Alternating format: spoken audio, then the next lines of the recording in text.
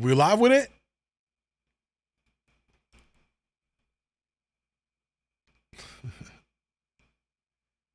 Yo. All right. What up, y'all? Showtime. It's been a while. Hopefully y'all doing well. Hopefully y'all doing good. Feels good to be back. Your boy's been off for like a minute. A lot going on. Life crazy. But we good. We here. And it's almost the weekend too.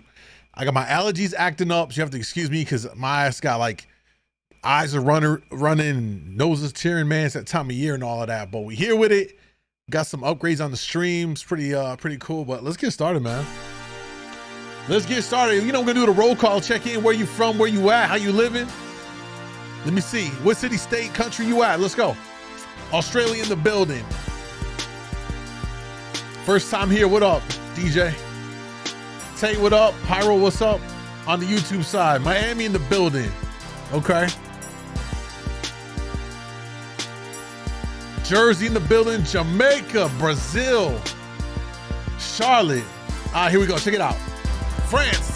Yo, what's going on, man? This is Drizzy Drake. Yo, it's your boy French Montana. Hey, you guys, I'm the Harajuku Barbie, Nicki Minaj. It's the Teflon Don, Ricky Rouse. Hey, say what's happening, man? It's T.I. Yo, what's up? This is Wale. Yo, what up? It's Wiz Khalifa. Yo, what's up? It's Jamie Foxx. Now rocking with my near DJ MoonDawg. DJ Moondawg. DJ MoondDawg. DJ Moondawg. DJ MoondDawg. DJ MoondDawg. DJ Moondawg. Get in tune, stupid. Alright. What up? South Central LA in the building, India in the building, a lot of people in the house. What up, Rican? Wayne is in the house, Justin in the building. Good to see a lot of y'all. A lot of new faces around here. Don't be shy, say what's up. Just released a new reaction reel that went up. How to roast a chicken in under 5 minutes. Yo, that one had me in stitches. Legit, wow, funny, crazy. It's a vibe, man. So what's up, y'all? How was life? Listen, I haven't streamed in like a week. I'm gonna tell y'all before we jump into tonight's content. All right, we got some stuff to react to, some crazy stuff. It seems like the world is in a ball of fire right now. I mean, it's crazy. But anyway, my ass has been trying to work on some projects. And you ever been in a situation when you're working on something that you really want to get done, and when you're doing it, everything goes wrong? Right? Like, let's say you're trying to build something, you're working on crib, or you're just working on some kind of project. And I'm talking about like the littlest things, right? I'm going to screw in the screw, bro. And I'm screwing in the screw, and somehow the screw like pops out, flies into the grass. Now I'm like 45 minutes in this bitch in the grass searching. Like, bro, I'm talking about like every little thing that's been going wrong in this project I've been working on. I'm like, God damn. You know what I mean? Your boy couldn't catch a break. You know what I mean? Cameron, what up? Hey, we got some stream upgrades to my OG YouTube fam. Guys, by the way, if you're on IG, the better experience is on YouTube, youtube.com, djmoondawglive right above. Slide through.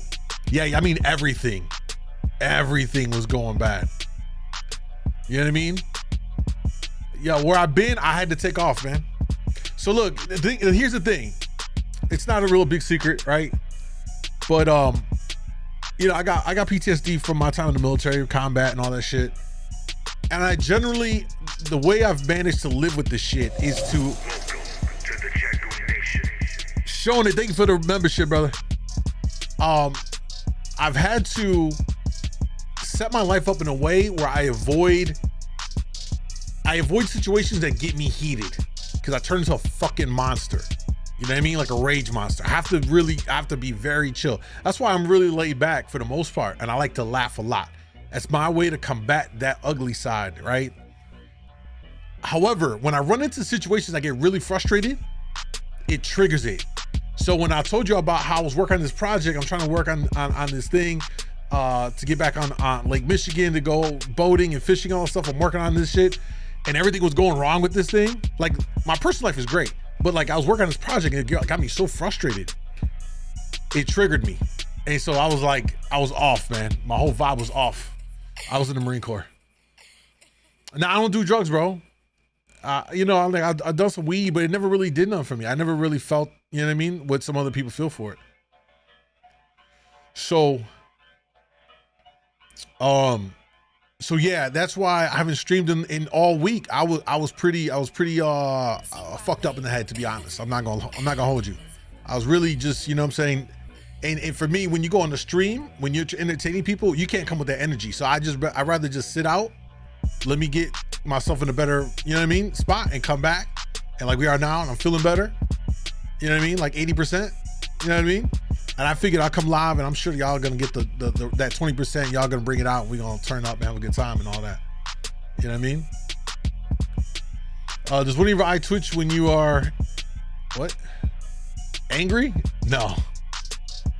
I'm scared to ship out May 1st. Thank you for your service, brother. I mean, I appreciate that, Bricks. Thank you, bro. I'm scared to ship out May 1st, Marine Corps. Nice. I wish you the best. MOS a unit. I originally went in as 6048. God, I can't remember. I was in the air wing at first. I did that for like a year, and then I went into Marine Security Guard. So I spent all my time in the service pretty much on MSD duty, which is it's the best shit the Marine Corps has to offer. If you're going in the Marine Corps, fuck drill instructor school, fuck recruiting duty, go to Marine Security Guard school. It is the most amazing shit. Working with the State Department, you're basically a diplomat, and you do diplomatic security, counterterrorism, counterintelligence. It was the best shit ever. And you live like a fucking king in all these different countries. And the bitches. Oh. Don't get me started on that. That's why I put numbers on the board, bro. Triggers. Some people don't understand that. Yeah, that's real, bro. It is. That's why I try to really be chill as much as I can. Reaction to the Dalai Lama. That was some weird. All right, here, look. I'm gonna say this about the Dalai Lama tongue kissing thing. Listen. Everyone has been around an older family member, grandpa, like when they're in their 80s, 70s, 80s, and that they get into the 90s. I'm gonna say this, it might be controversial. I think at that point, they might be living too fucking long, because what happens when you get to that age, those filters in your brain, like maybe he was a creep this whole time, or maybe he wasn't a creep.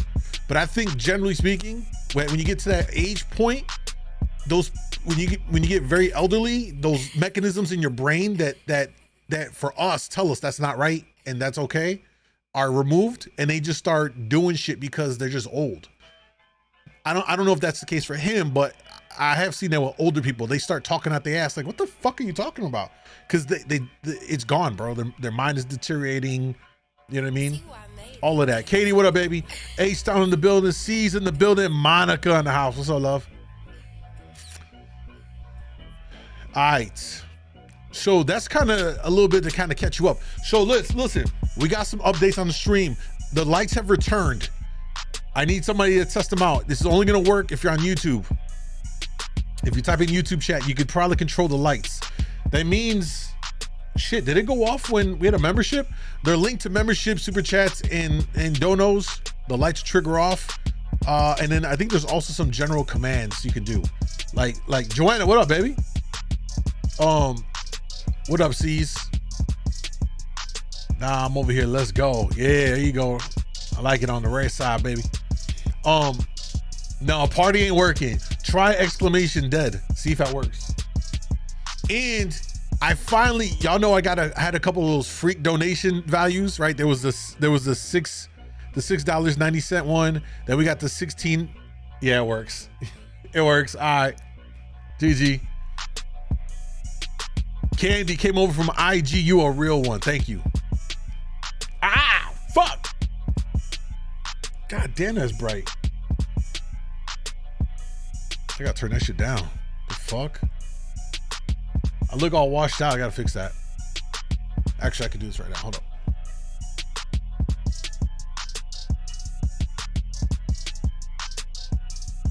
All right, motherfuckers. Don't start spamming it. I'm gonna kill it.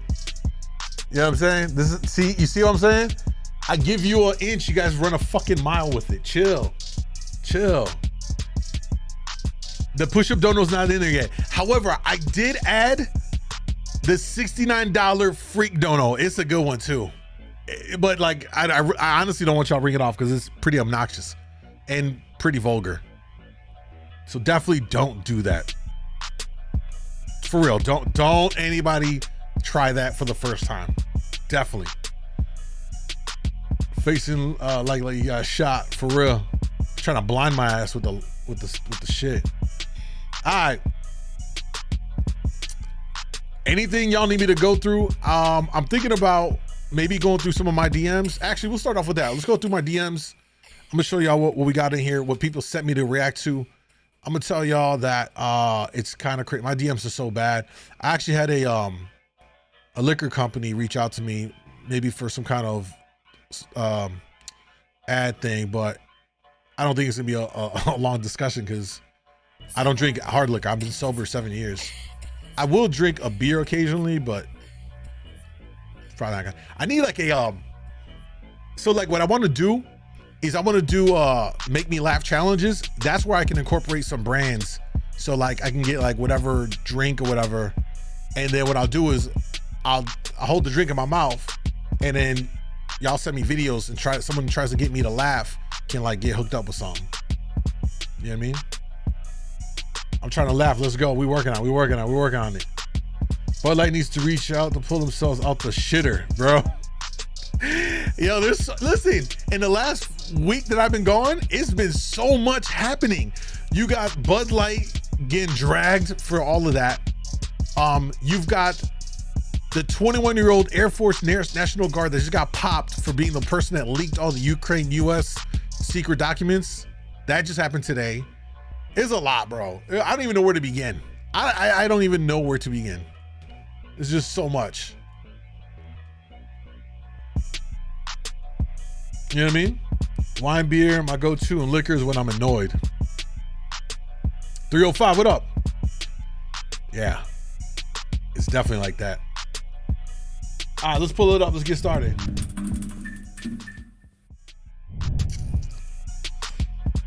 News talks about the arrest, but not the documents. Yeah, there's a lot going on with that. Discord reacts. Nina, what's up, love? How are you? How's the dating life been? Hey, thank y'all for coming over from IG to sub over on the YouTube. I appreciate that, Jose and Candy. That Bud Light thing is a bad business move. Who drinks Bud Light?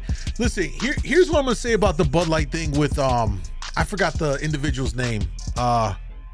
Duvaney? What's her name? What's her name?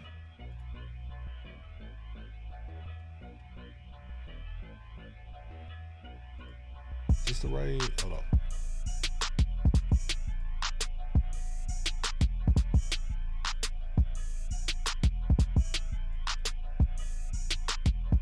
I'm going through my DMs right now, y'all. Hold up.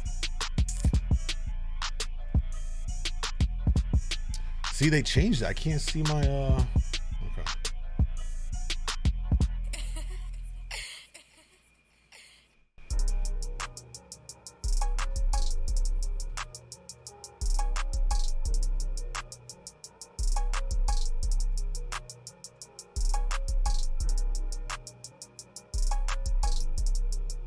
Just the right.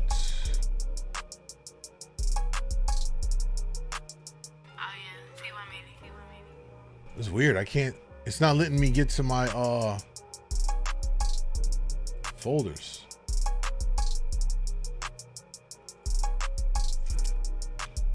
Hold on, y'all. I'm looking through some stuff.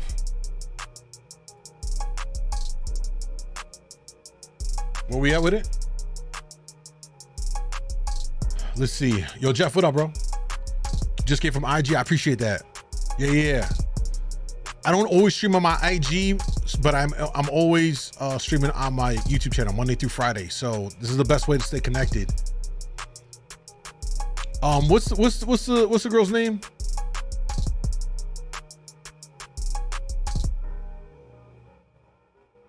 Your flight was canceled back home? Yikes. What's the name? Anyway, the person, Dylan Mulvaney. Thank you, Isaac. So look, here's my whole thing on that. Yo, come on, man. You see what I'm saying? This is why I turned the lights off. Y'all be trolling. All right.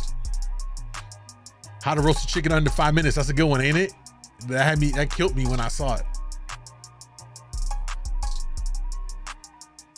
All right, now without interrupting me, so I can get this out the way. My thing with the Bud Light and Dylan Mulvaney thing is this: I don't care that they worked with a trans person. I don't have issues with that. What I do find fucking weird is how they recently just came out and announced like their whole thing. They transitioned over, and immediately they get all of these fucking accolades, all of these $1 million deals and sponsorships and partnerships that no one else, like that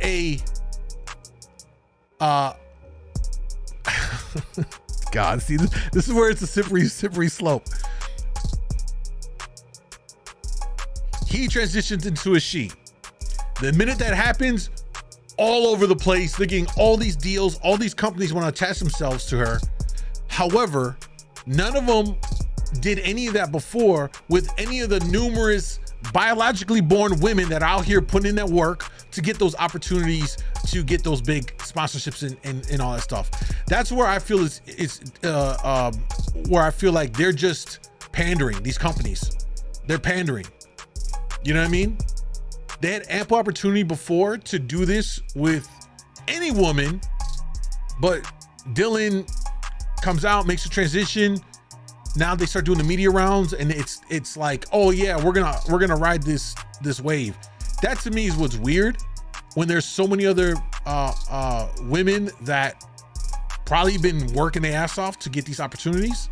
That's just weird to me. You feel me?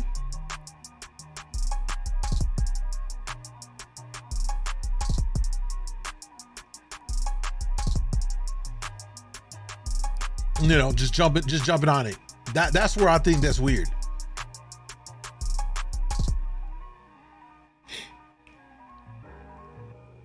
So it's not, and my thing is, take Dylan out of the equation. Any trans person that played out their situation just like she did, and then got all this attention, and then all these brands want to attach themselves to it, I would feel the same way.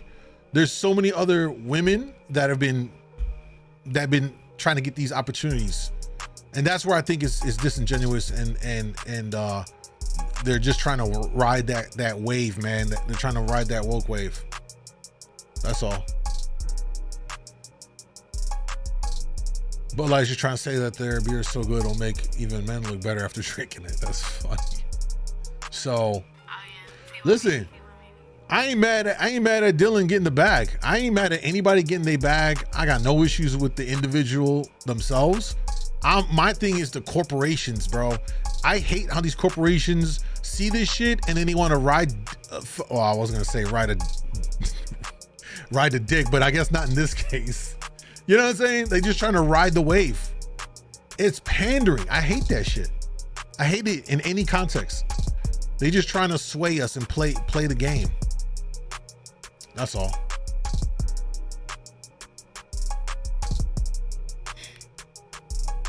It's a money grab. It's a whole lot of a grab. What up, Kay? Had they put her face on Bud Seltzer, that would be okay. Y'all gotta chill. Again, let's make it perfectly clear. No issues with Dylan or trans people whatsoever. My thing is how this all played out. All of a sudden, she makes the transition, and now it's like every media outlet and every brand wants to hop on her dick, and you know what I mean? Again, when there's many other people and women that would have killed for the opportunity to be the face of Bud Light and be the face of what all these other brands that she's benefiting from just because of the transition. That's what I'm saying is weird.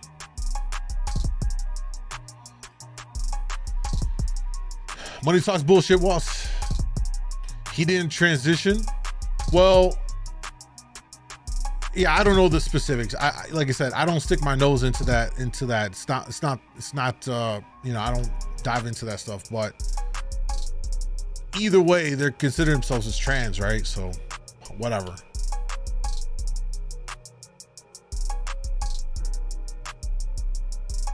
Check my mail. All right, I'll check it.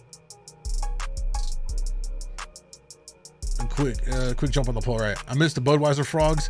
Yeah, what happened to, you know, commercials nowadays? They just make them overly complicated, man.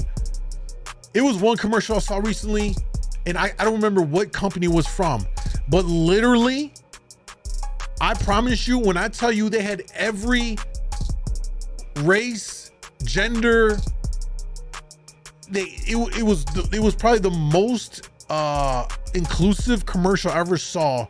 They had, God, I wish I would remember what it was. I could pull it up. I'm talking about every color, every orientation, every kind of couple, right? Straight, gay, lesbian, he, theys. Like, it was this one, it was all of it together. I'm like, yo, like, it was just interesting. Like, it was just, they just had everything. They're like, we're not gonna get canceled. We're just gonna have everything in here. And I feel bad for these marketing people, because now they have to think about this shit. They gotta think about every little aspect of, oh shit, is this tone deaf? Are we inclusive enough? Bro, I would not want to be in these marketing jobs right now. That shit's trash. You know what I mean? Yeah, I saw the frat comment. The frogs were iconic. They need to bring back the frogs. They need to bring back the Clydesdale. Keep it simple, bro. But then again, let's be honest here. In our day and age, even if they brought back the frogs, Budweiser, somebody would come up with some shit and be like, "Oh no, why did you pick those frogs? Why couldn't you get this kind of frog from this country to represent the frogs of this?" You know, like it would. I swear to God, we'd probably see that too. It's almost pointless. There's always something to say about everything right now, bro. I identify senior citizen just to get discounts. I'm so done. You know what I mean? You're a trans parent now? For real? You for real, Joanne? They get a lot of attention, but the demographic I assume is American men. Their stock took a hit. Oh yeah. Listen, Bud Light's primary demo are rural. Well, like rural. I can never say rural. It's such a rural. Rural white, and then like your frat college demo. I think it's easily to say like that's probably their primary market. You know what I mean? And then people that go to baseball games, because you see that shit all over the baseball stadiums.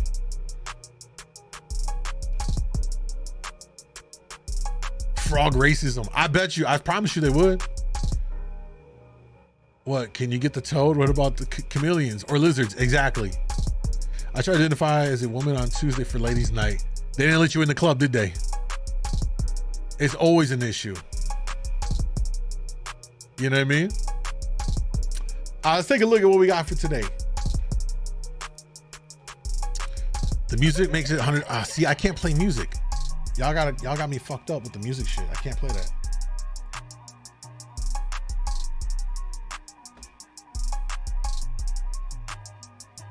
Let's see what this is. Dear Diary, today I'm trying American favorite sandwich, PB&J. Okay, so I just came from store and I got nature on bread.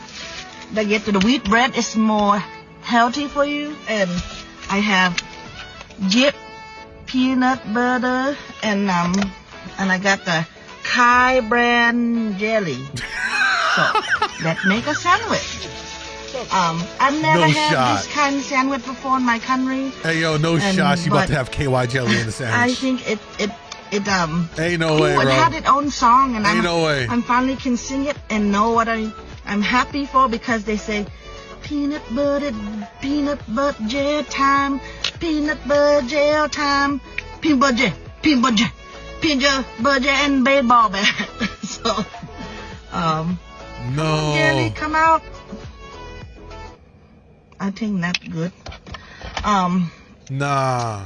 So peanut butter ain't gel no way time. she about to eat the KY jelly. It smell good. I done want white bread because I want to be healthy, but I heard it might not taste good because it's wheat bread. But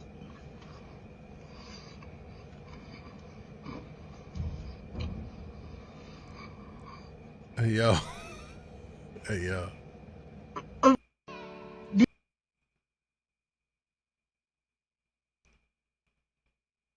What the comments say?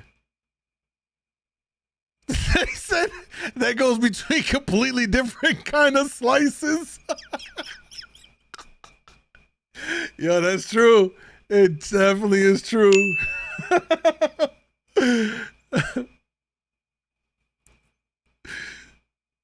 Oh shit.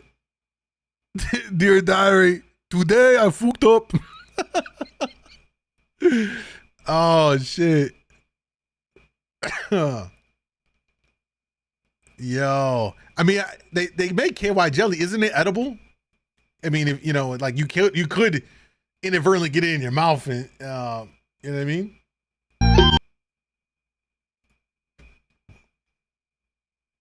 Oh, what the fuck is this? Hey, y'all, man. Now these comments are finished.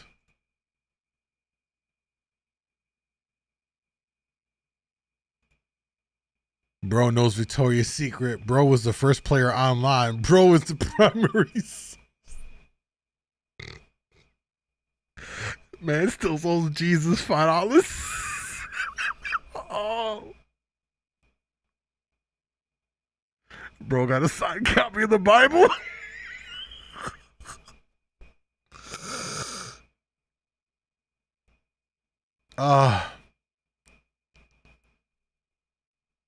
They said bro's still using season 1 skin. I'm done. I can't, man. That's out of pocket. Out of pocket, man. No respect. Damn, in a way, it's kind of fucked up. It's kind of got me, damn, it's kind of messing me up. So my grandmother, who's been passed now for 3 years, is coming up. She passed 2 days after Mother's Day. It's coming up. She was 92. She was frail like that. And that, just looking at how frail he is, just, yeah, that got in my head. All right, we got to change the vibe up. We got to cheer up. I'm about to be sad. Ain't nothing like a grandma, you know what I mean? But, all right, let me see. What's this? Oh, shit. We got some thick ladies on the screen. What's this? I can't play music. What do we? It's just a dance? Where they send me? What's happening here? I don't get. They said hell is hot. Down for whatever. Bold move, leaving the comments open. What's the at? She'll satisfy my special needs. Nah, they said if she down, I'm down. I think it's because she's got Down syndrome. Is that what it is? I'm in Chicago. I think it's because she has Down syndrome. Damn.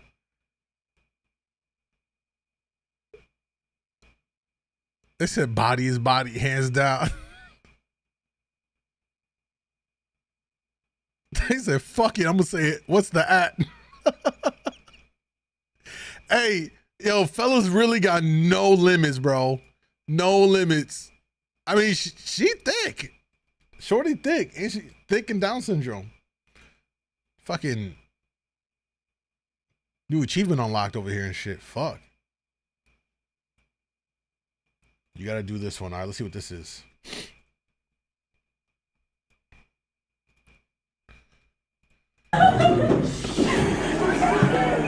First of all, okay, that is it appears to be, I thought I saw breasts. I don't want to assume anything, but it physically looks like a woman. Let's find out what happens here, because it looks like she's squaring up with somebody.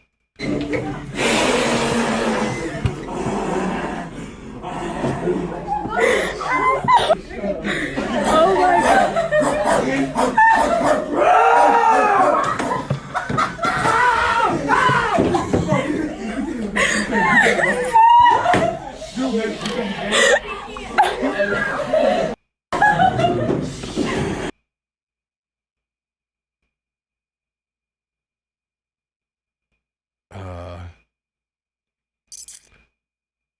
Young Jock is going down.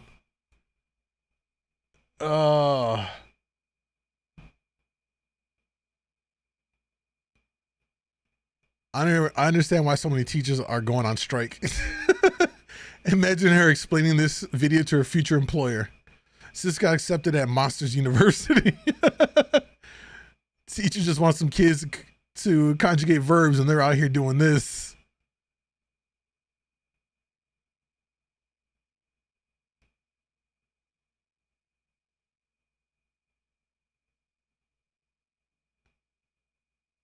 We need to bring back bullying. Actually, I'm starting to think more and more that we need to bring back people getting their ass fucking kicked. You know what I mean? I think more people need to catch up one to the chin. Oh, fuck. Oh, y'all, wait a minute. This is going to be good. Oh, this is about to be good. Look at the baby. Look at the baby, bro. Guys, by the way, if you're on IG, slide on over to the YouTube side, all right? Come sub up. DJ MoonDawg Live down below, all right? Not the next shooter. Chill, bro. Chill. She either pulled off a corset or a bulletproof vest. Discord reacts. All right, I got you. Me confused? We all are. All right, let's take a look at this. This baby, he looks grown. Why that baby look older than me? He really do. Jesus Christ. He really looks old. Hey, yo, what? That baby named Bernard and he worked out at the docks.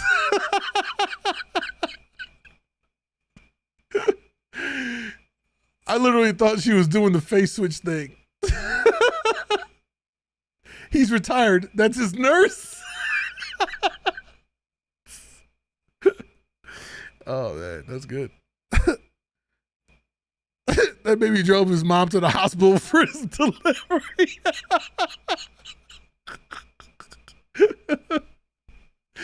Oh, man. Oh, I'm sweating. I'm hot. Goddamn. Oh, man, I'm tearing up and everything. Benjamin Button for real. Not many me from Austin Powers. Baby looks like he knows how to invest. Baby ARP card came with his birth certificate. I gotta pee. Oh, man. Oh, my eyes are burning. I got tears formulating. All right, all right. Oh, man. Woo. All right. That baby gives sounded financial advice.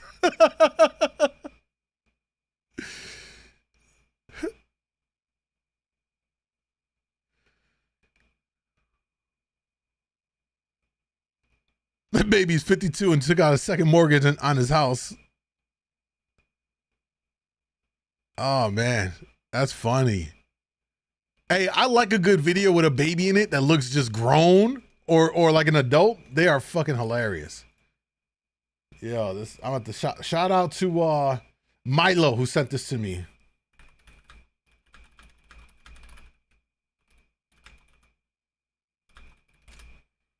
Shout out to Milo who sent that through. All right, let's see what other ones before we jump into today's video, y'all, and react to it.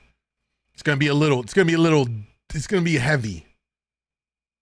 Let me find another one that we got sent in to us. Oh, fuck.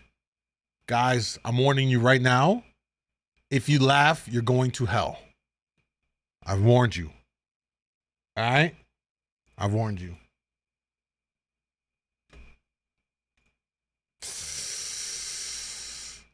Oh, this one says, my 6-year-old son is in a wheelchair, so I made him a tank for Halloween this year. Comment said, what branch? Special Forces?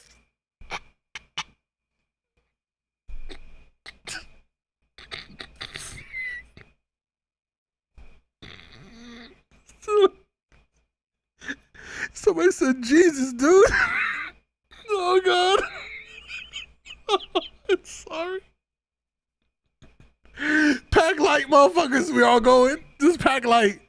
Just bring a toothbrush. No underwear, no nothing. Oh man, that's so fucked up. I love dark humor though. Wait, read the comments.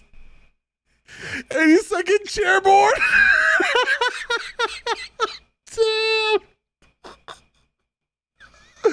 Oh no. That's a wheel team 6.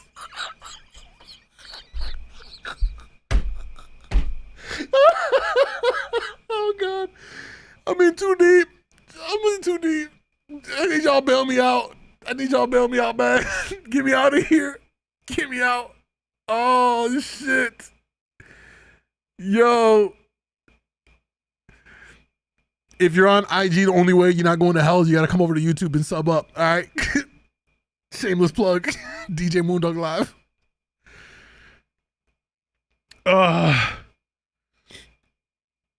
They say, oh no. Can an IED disable something that's already disabled, bro?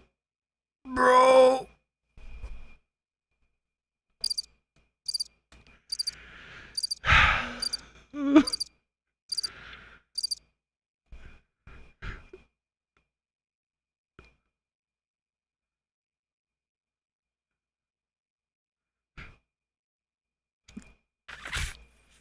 Later at dinner, Sergeant Wheeler. I ran over someone shouting trick or treat. It was a hit and can't run.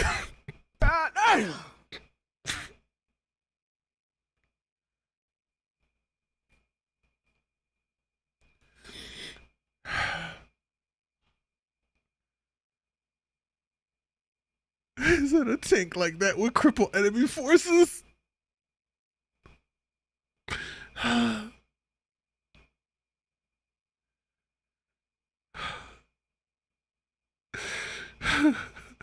This is great. It's bad. Oh, it's so bad. All right, I'm done. I'm fucking done. Oh man. Not that they see me rolling, he tanking. Y'all, shut up. Chill. God damn, y'all are some savages. Y'all need to go to church. What up, Isaac? Yo, give me a second. My eyes are burning. I got tears coming out. Oh, that was probably one of the best anyone's ever sent me on IG so far. That a random person sent me. Shout out to Rob M. Murphy who sent that through. Rob M. Murphy on the.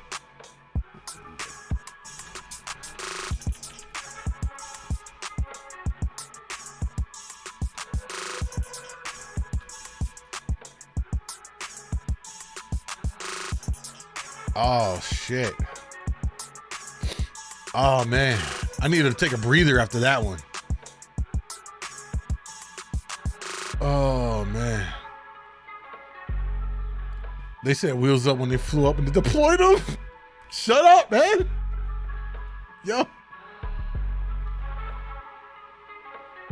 Why y'all gonna be like that for? Why? We all going to hell. Just pack a toothbrush. You don't need no underwear, no clothes. Just pack light. You know what I'm saying?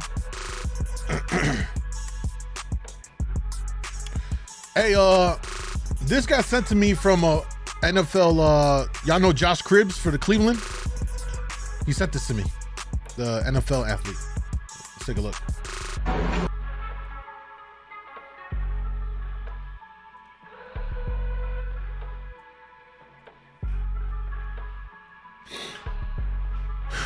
Man, that one hit me hard.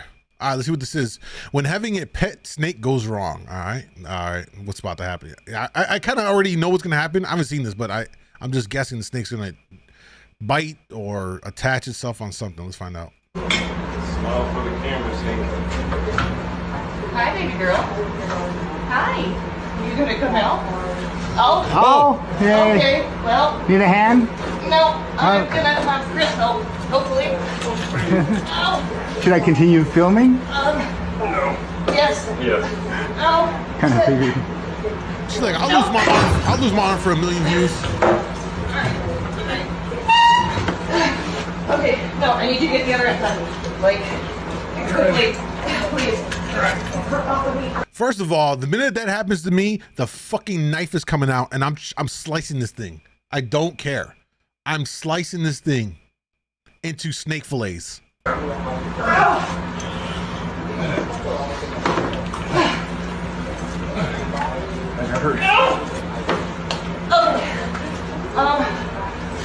Hey, yo, and look, the snake bit right here on the wrist, bro. Like,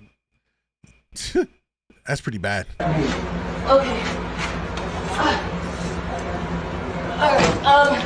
I need you to unwrap her from my shoulder, please. Okay. Get her off. Nope. So this is why you have 2 people. Can we see if we can get her off of my arm? Okay. Bro, look at the snake is MMA jiu-jitsu style. She got her leg wrapped and the arm. You ain't going anywhere. No, her arm about to be gone. You know what I mean? I'll bite the snake back. Wrapping my leg isn't as so get the snake hook and see if you can get it like inside her. No, don't pull her that way. Oh, look at the blood squirting out. Yo, she gonna have massive blood loss. You hit her right in that wrist, bro. You got veins right there. Are you kidding me? No, honey, you need to get underneath her finger. Yeah, that ended right there. No way this lady survived. No shot. I would have some beautiful snakeskin shoes after this. Oh man, my eyes are killing me, y'all.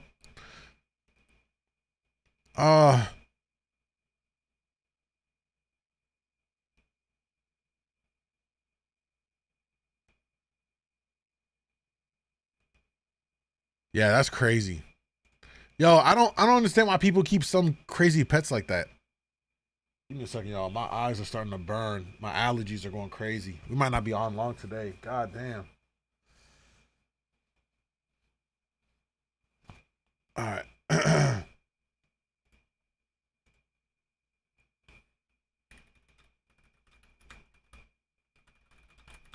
Let me reply. Thanks for sending this through.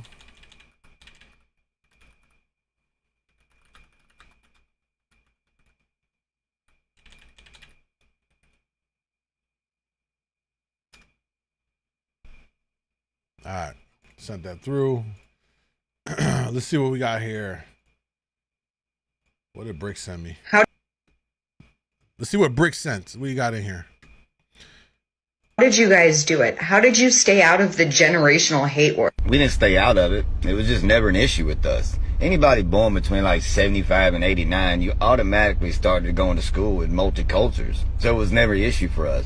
White, black, and brown, we was holding it down since day one. We never looked at people at this color and stuff like that. If we didn't like somebody, it's probably because they were just an asshole. Also, social media destroyed y'all's lives. All you younger folks, it just destroyed y'all's lives. They just promote hate and racism every single day, and it's starting to divide everybody. See, we didn't have technology like that. When I was in middle school and high school, we had pagers and shit. So, I mean, you wasn't texting racist shit on that. Yeah, we had the news and stuff, but we didn't watch the news. We was kids. We was outside. We was also not raised to be pussies and offended by everything. Somebody didn't like you, your mom would be like, quit being a bitch and go find somebody else to kick it with. And we did. True. It was the greatest era ever. Like, we never knew so much about racism till now. I mean, he's not wrong. If you were lucky enough to be born in that period he said, like say 70s and 80s babies, you were like, we are the last of the few that really got to see pre-internet social media and live in the real world, and while also growing into social media. And then Gen Zers just born with that shit and have no idea of anything before, like have no understanding of like what the world was like before the advent of social media and the internet.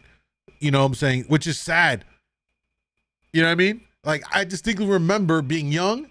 Bro, the minute the sun was up, we outside playing. In the alley playing basketball, going to my homie's crib, hanging out in front of the house, riding bikes, doing all kinds of shit, maybe playing some video games together. But you would go to like your friends' houses and back and forth and shit like that. You wouldn't come home until the street light come on. And then even then, you know, if your mom knew your friend's mom, they'd let you hang out there. You spend the night and you just be kicking it. You know what I mean? Now, parents be so afraid to let their kid go outside, generally speaking. You know what I mean? Stop crying, hell is waiting. Yo, Mal, chill. It's my allergies at this point. My allergies going crazy. Although, laughing at the wheelchair one, I already know it's about to happen. So I'm going to have to do like about 10 Hail Marys after the stream. Oh, man. You know what I mean? But it's different. It's very different these days. You know? Even for me, I got to tell my daughter, like, yo, go outside. Last weekend she was here. Was it last week? Yeah, last weekend when her cousin was here, they were hanging out, and I had to kick them out of the house. I said, yo, both of y'all need to go outside for at least 30 minutes to an hour. Go. And I said, yo, if y'all don't get up, I'm going to break all your iPads. Go. You know what I'm saying? It's crazy that I had to force them to go outside. It was a beautiful day. You know what I mean? Went to shit after the 90s. I mean, it started, honestly, everything was cool till about 2008, 2010.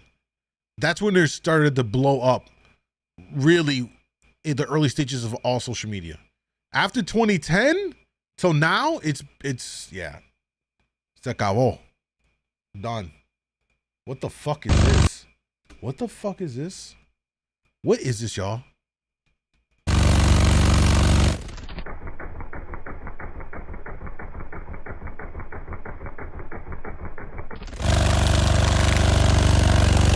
It's a fucking goddamn lawnmower beetle? What is that?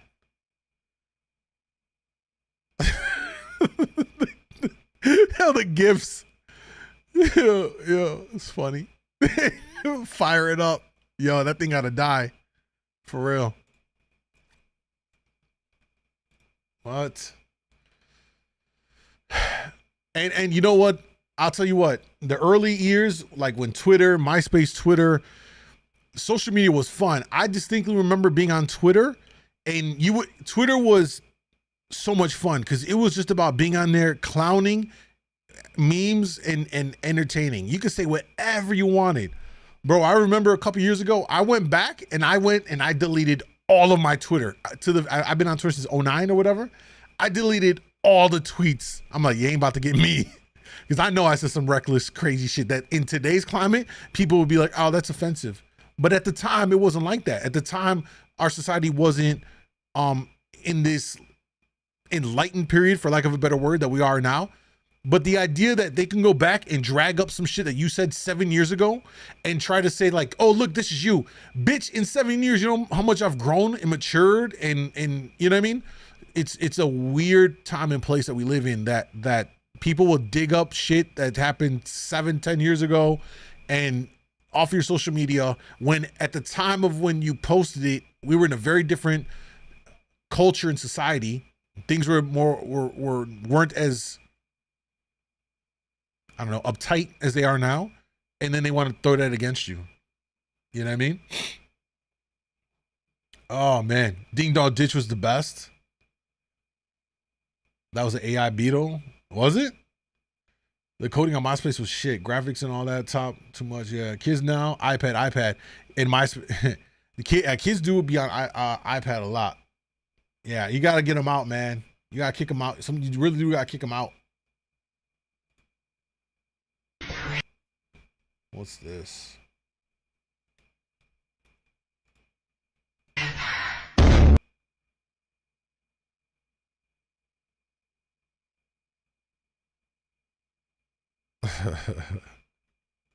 That was all right.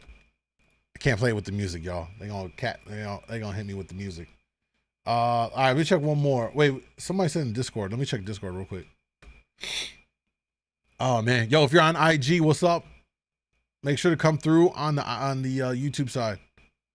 All right, we in the. Let's see what we got here. This is from Monica. What we got? When y'all finally link up and his dick is way bigger than it looked in the Pixie scent.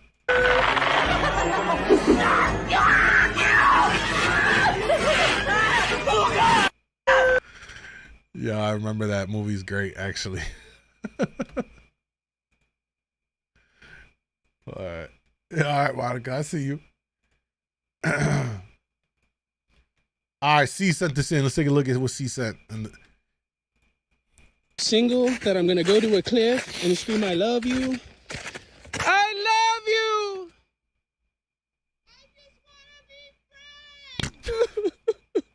I'm so single.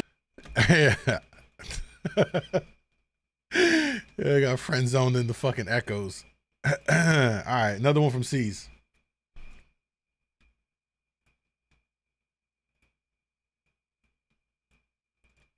See what we got here. Oh, son of a biscuit. Kingle McCringleberry, Penn State University. Come on, C's. What was that? Really? People would. Oh shit, that's too heavy to play right now. All right, let's see what we got here. What's this? This is all the stuff people put in my Discord. If you want to join the Discord, come over to YouTube, type exclamation Discord. You can join the Discord and you can post stuff in the React channel. Ask any woman if she would choose her car over her children, and she'd take the kids any day, whereas I would question a lot of men out there, quite frankly. Tracy, I can't There's a believe what I reason just that heard women you live say. longer, Mark. Let me tell you. It is because we are stronger Yes. and we are happier at the end of the day than most men. And that is factual, and you know it. When men are married to women who scream like you, they just want to die sooner.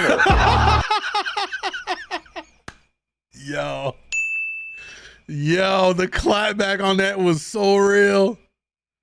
The clapback on that shit was real. Hey, that was fucking, hey, that shit was lit.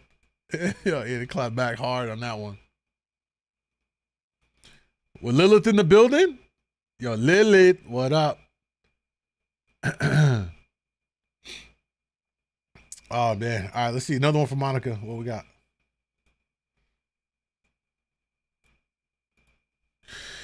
When you give her a hug and your cologne hitting. Oh, shit. Oh, they got no audio on this anymore? What happened?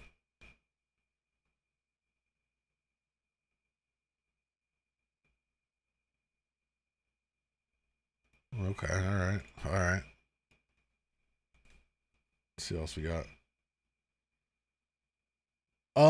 Don. Let's see what Don sent in. Oh, I already reacted to that one. That's the nose guy. Let's see what C's got in here. God damn, y'all. I'm really struggling with my eyes right now. Bro code number 364. That's the gayest thing. Oh, shit. Bro, when you fall asleep around me, I'm laying that meat on them lips with maximum delicacy. Bro, that is the gayest fucking... If you my bro... What the fuck, man? Oh, shit. Bro said he said, I'm going to sleep. All right, another one. Let's see what we got. How easy do you think the baby will come out? Easy. Do you think the baby will come out?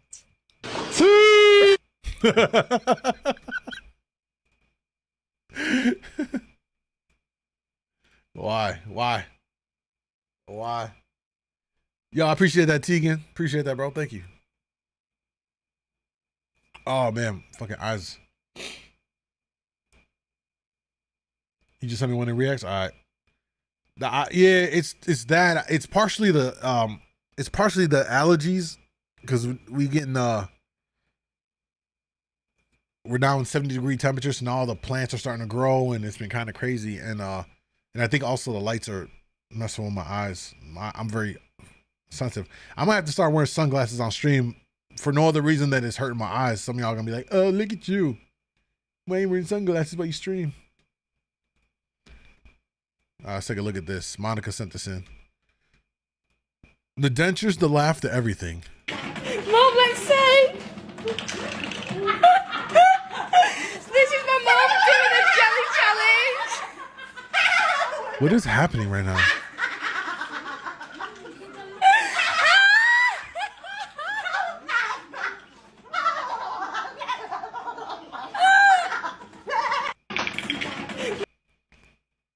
What is that? What is she on? Yeah, I didn't find it funny, to be honest. It's all right. It's all right.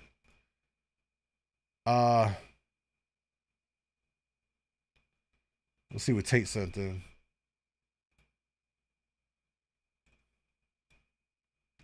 When trucks are not using reflective tape. Reflective tape. Oh. Did you cringe a little bit when you watched that video?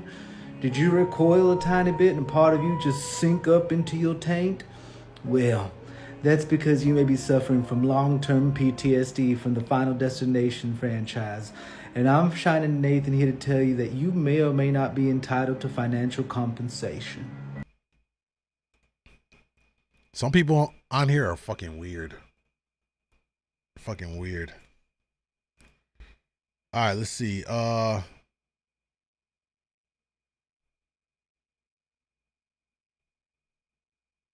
Another one from Monica. Let's see what we got.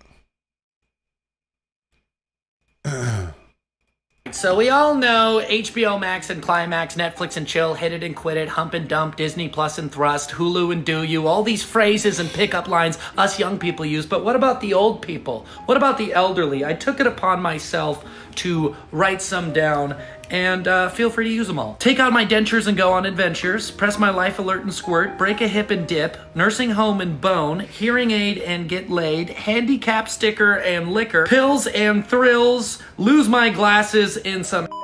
Now, if you have grandparents, parents, feel free to send this to them. Please comment any more that you can come up with, and follow me. I'm pretty funny. Where are my glasses? All right. I think we're done with the React stuff. Some good. We had some gems. We did have some gems. Hold on 1 second now. Let me see if I can do this real quick. Can I turn down? I think it's the lights are fucking me up. Oh shit. All right. We struggling. Goddamn. Yeah, I think they're in my car. I'm not gonna run out to my car right now. Let me see if I can do this real quick. Hold up.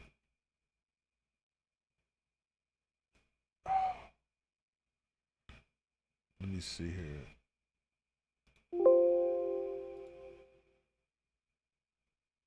here. Yeah, thanks for turning them off.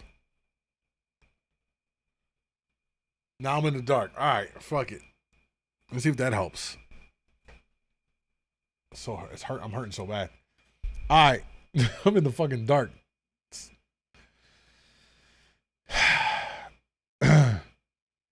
My hands are clean. What the fuck? All right. Let me pull this up real quick. You want to play slow jams? No, I'm not.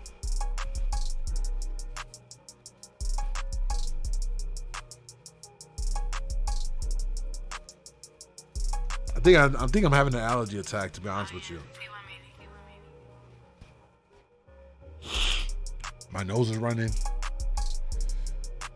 Down bad. I don't have contacts. Shit. All right, it's 10:17. Let's see. No, I'm all in the dark. This is not good for video purposes. Hold up. Why is it not turning on? Y'all broke my shit. See what I'm saying? Light a candle?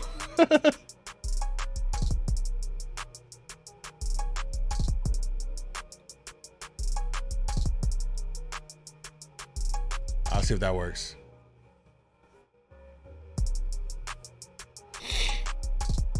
Yo, Aiden, I appreciate that, bro. Thank you. Try to keep my hands off. I'm gonna have to do something.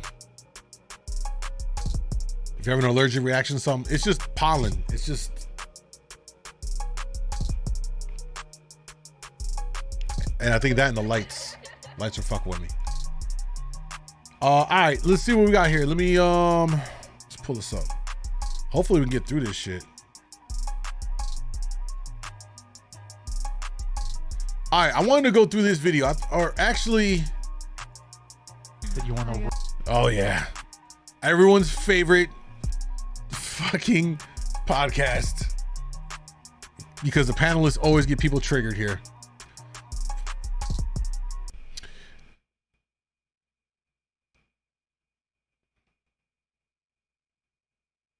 What are you going through? You want to cry in the dark? Nah, I'm not going through anything.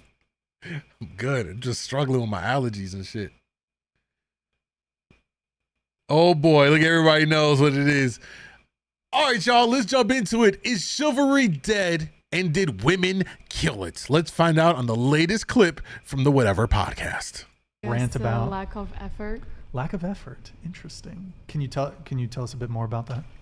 I think I've been always dating for the past 10 years, and I got off of my relationship last year, and it was just so frustrating to actually meet people that wanted something serious. Everybody just like treats you as an option, sadly, you know,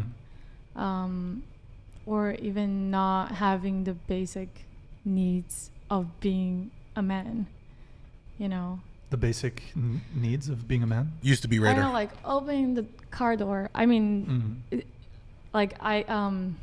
so one time I went on a date and the guy did open the door for me. I was like, wow, I was impressed. And I told my roommate, she's like, Kitty, you shouldn't be impressed. It's like the minimum that you do. I don't go out with guys that don't do that, but the majority don't do it. Like little acts of things. Wait, let me ask you, ladies, are guys opening the door for you on your dates?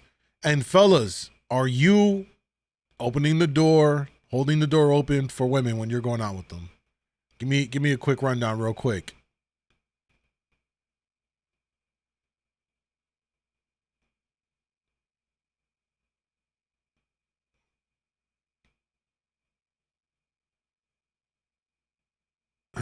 Later, Candy.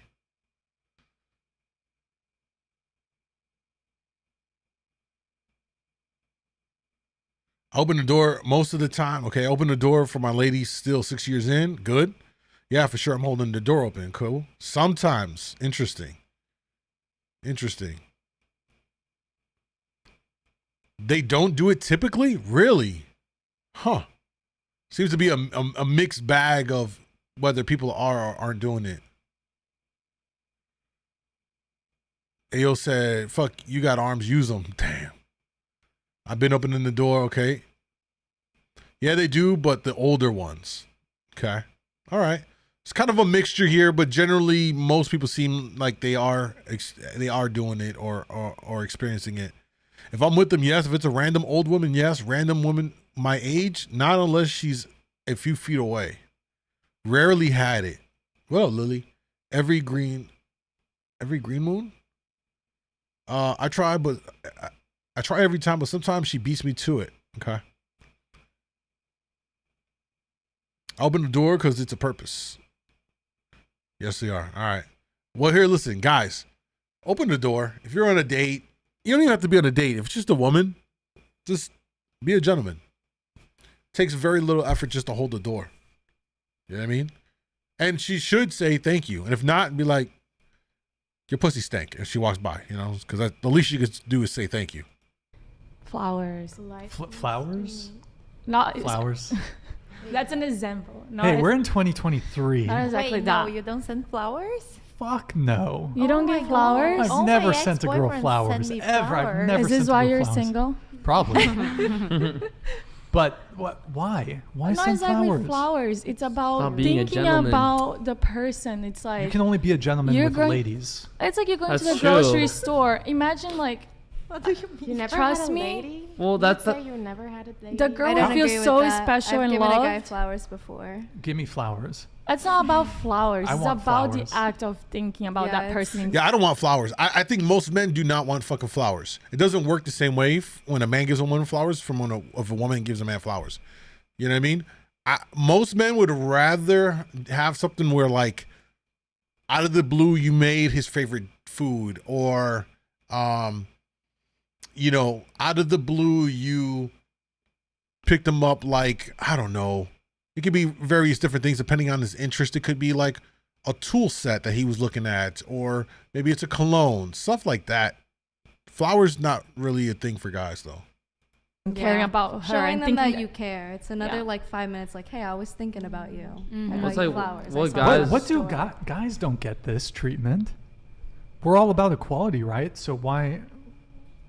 Depends on who you date. I think that most depends guys on who won't you get date. flowers until they die. So That's I- very it's very sad. good I to agree give with guys that. flowers. That's very sad. I was actually about to say that. That's yes, very that's true. sad. I agree find that on very that. sad. I don't like that. It's It deeply, makes me sad. it's hauntingly sad. I've given many guys flowers before. I like to do it. Well, I you're like to see the joy you're in their eyes. also a nun and an outlier and celibate. I've so. I've given 2 flowers. Okay. Give him flowers. But I'm a romantic Brazilian girl. Do guys want flowers though? What do they want, Brian? It'd be a Tell nice us what gesture. they want. It would be a food. nice Some gesture. food. Food. Exactly what I say. Make us a fucking dish, and especially for women that don't cook, which is fucking beyond me, right? And I will say this: as a man, you should know how to cook as well. You should know how to fucking cook. These are not even anything to do with a relationship. You should, as a fucking matter of being an adult, you should know how to fucking cook for yourself. You know what I mean? But especially if the woman doesn't cook and she goes out of her way to make a dish that she didn't DoorDash and just put on a plate and make it look like she actually put the effort in. Yo, a guy would probably be like, yo, man, that's love. You really fucking with me that you did something that you don't normally do. That to a man would probably be the equivalent of a man giving her flowers, because it's the sentimental thought of, wow, yo, you just went out of your way because you were thinking of me. Same way as like, oh, I know you don't really be cooking like that, but you went out of your way to learn the recipe and then do it and give it to me. Like, yo, I fuck with you. That's for a guy. You know what I mean? It's good. Food. I take some food. DoorDash. Cooking, right? So acts of service, that's your love language. Yeah, everybody has different love. Yeah, acts of service for sure. That's me all day. Do anything a woman will do that will help me through the day that she didn't have to do. That is the flowers equivalent for me personally, and I think for men as well. You know what I mean? That's why maybe it doesn't get talked about enough when we talk about like traditional roles in these relationships, when they're like, oh, you just want me to be here to clean, da da da da.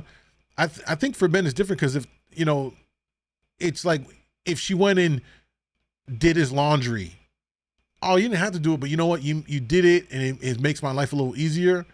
Guys appreciate that shit. They really, really do.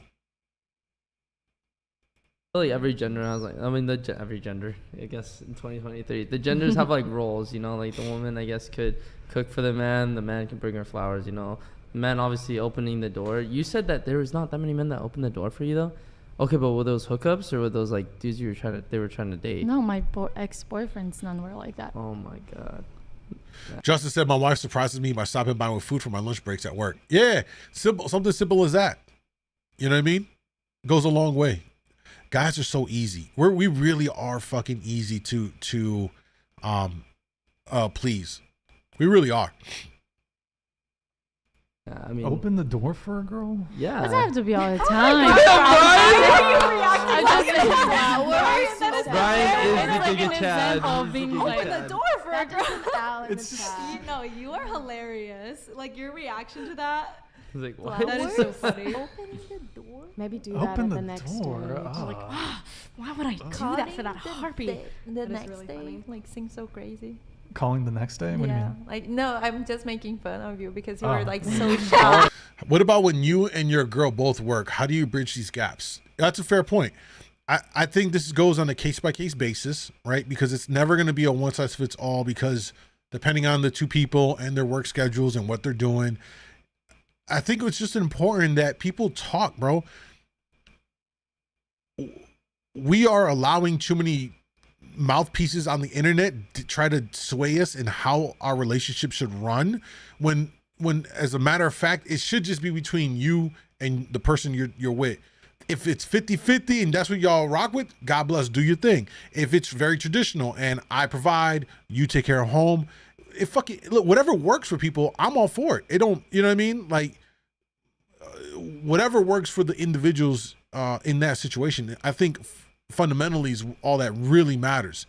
And to your point, if both people are working, it's up to them to communicate things and try to, each is gonna have to make sacrifices at different points to try and do these little thoughtful things. You know what I'm saying? It's work, bro. This relationship shit is not easy, and it is a lot of effort and work that goes into it. You know what I mean? But the great thing is if when you have someone that matches you along the way, it's a great feeling, bro. That's a great feeling when you have a partner that matches what you're giving, so that you know you're not just as one-sided.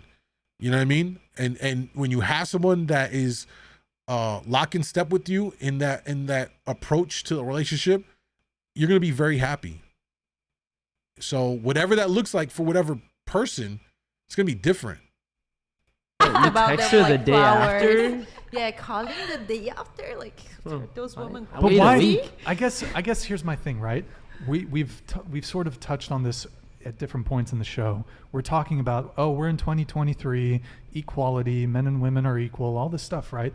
But why is there this expectation on men to perform all these things? But like, don't you expect anything from a woman? Like, what do you think is nice for you to receive from a woman? It would be nice, but women don't they don't really. Women forget about gender roles. Women forget about gender roles when it comes to men. Like when it's like on their end, they're like, oh, equality and everything. But then when it's like, oh, the men has to do this. The men has to pay for the check. The man has Tristan, give us an example. yeah, like the men has to usually, like when we argued earlier, or I guess debated, right? We were talking about how the men usually is the provider and usually is the one paying for the check, you know. And she said, well, I pay for the check, but like usually the man is expected to pay for the check, you know. It's those gender roles that she was trying to say. It doesn't like matter, it's equal, you know. But like, yeah, I mean, I think there's a general thought process on that. I don't have an issue with that. I've gone out plenty of times with a woman with no intentions of making any kind of intimacy. No, it was just like there have been times where I just wanted to go out and just be in the company of a woman, and so I say, hey, what do you got going on? You just want to come out and just join me for lunch? Just because I wanted to have that feminine energy around me. And you know what? I still paid for the meal. I wasn't tripping. I also didn't have no expectations of anything going beyond that. I don't think that's a big deal. Some guys might feel some type of way about that. I've always been under the impression that especially if I ask a woman out, I'm going to take care of it. You know what I mean? Now, I've been in some situations where a woman was like, when the check came, you know what I'm saying, she tried to reach for it and I gave her like this stare, like, what up? What you, nah. And I took the check, or that would offer. And I said, I appreciate that, but don't worry about it. I asked you to join me. Don't even trip about it. That's just me though. It kind of depends. I want to roll back. I might have missed something. Mal said a mother has to teach their son how to treat a woman. If you don't have a mother, teach yourself, read books, and communicate with your partner. I don't think that is, I'm gonna have to push back on that. A man should be teaching his son how to treat a woman, how to approach a woman, how to court a woman. I think a mother doing that, it's not the same. It's different. It's not the same. What up, Jonathan? I dropped almost 250 on the date and got friend zoned the next day, so I told myself never again. Well, listen, the thing about it is if you have expectations on when you go out on these things and you drop that bread, you set yourself up for situations where you get disappointed. That's why I never really had any any expectations. I'm like, if I'm going out, I'm gonna pay for it. My thing is like, listen, I just want to enjoy the night. If I enjoy the night, then the money was well spent. If I had a good time, there was no expectation I'm gonna smash tonight or I'm gonna smash tomorrow or I'm gonna do this or that and the other. And a lot of times I would smash that night or soon after or whatever, but that was never the goal in mind. And I think for fellas, if you're going out with the idea that I'm gonna go wine her, dine her, 69er, and she won't put out, you're setting yourself up to be mad as fuck. So I think you just gotta come out there and be like, listen, if I'm gonna do it, I'm just going out to at least have a good time for the moment. And then anything extra happens, it is what it is. If you're a single mother, you have to. You know, if you're a single mother, I would say this to the best of your ability. If you have other male role models, figures around, uncles, older cousins that can help, goes a long way. The reality is, and I'm speaking from the point of someone that was raised by a single mother, up until I left to the Marine Corps, I had like, my uncle was one. He played a part. But all the way up till 17, I really didn't have a male figure in my life, a father especially, biological wasn't there, to teach me these things about becoming a man. I was fucking fortunate that I when I went to the Marine Corps, that I was surrounded by fucking men. And I'm talking about, like, I've said this before in the stream, there's two types, there's this old saying, and it always stuck with me, and I'll share it with some of y'all may have never heard of this. There's two types of men in the world. There is a man amongst women, and there is a man amongst men. And they said, which one do you want to be? And it's such a profound, and think about what that implies. I always said, I'm going to be a man amongst men. It's different. It's very different. I was fortunate enough that I was then mentored by men, and I learned so many qualities about, our biggest thing about being a man is respect. This is why motherfuckers in the streets and gangs fight over respect. It is inherent in our being a man, is we want respect, to be respected, to receive respect and be looked at and have carry ourselves a certain way, have dignity and all this stuff, which in today's time is sadly it's not the case with a lot of younger guys out here.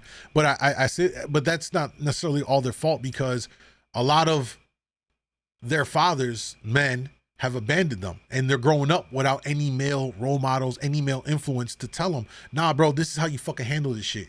Not like a little bitch, man up, do this, do that. You know what I mean? Teaching them all these things. I appreciate that, Mo. Thank you. Do you still got LEP? I probably do somewhere in the bag somewhere, Jimmy. Yo, Beetle, stop it, bro. Chill. You're fucking wild. Yo, that's so for any single mother out there, if you can find other men that you trust, that you believe have character, try and get your sons around them, so they can try to learn from them. This just, it's like me. I have a daughter. I can only do so much. It's really on her mother now to really teach her a lot more about what it's going to be like to become a woman and stuff like that. Now, for me, what I tend to talk about with my daughter is, how to respect herself, how to navigate people approaching her and boys and stuff like that, what to look out for, because I already know all the games that guys play. So for me, my job is going to be to share with her, like, how to kind of keep her antenna out to pick up on the bullshit. And that's one of many things like I focus on, but really on how to become a woman, I leave that for her mother to talk to her about, you know what I mean? And do that. It's just something, it ain't gonna hold the same weight if I'm telling her, like makeup, like what the fuck I'm gonna say about that? Other than I would probably say don't put too much on, you're gonna look like a clown, but you kind of get where I'm going at with this.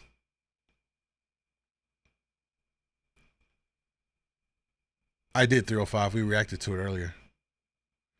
Because all right, let's jump back into this.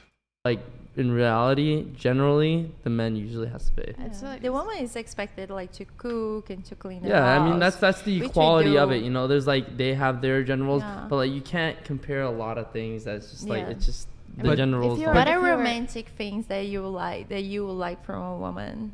That, like, you know, Women like aren't opening romantic. the door. Yeah, but like what Brazilians are not like that. Cooking you, like, Brazilians Well, are maybe, romantic. you know what? Maybe I should date a Brazilian. A Brazilian woman. Like Kid and I Women were talking aren't about how we romantic? send letters for like the people that we date.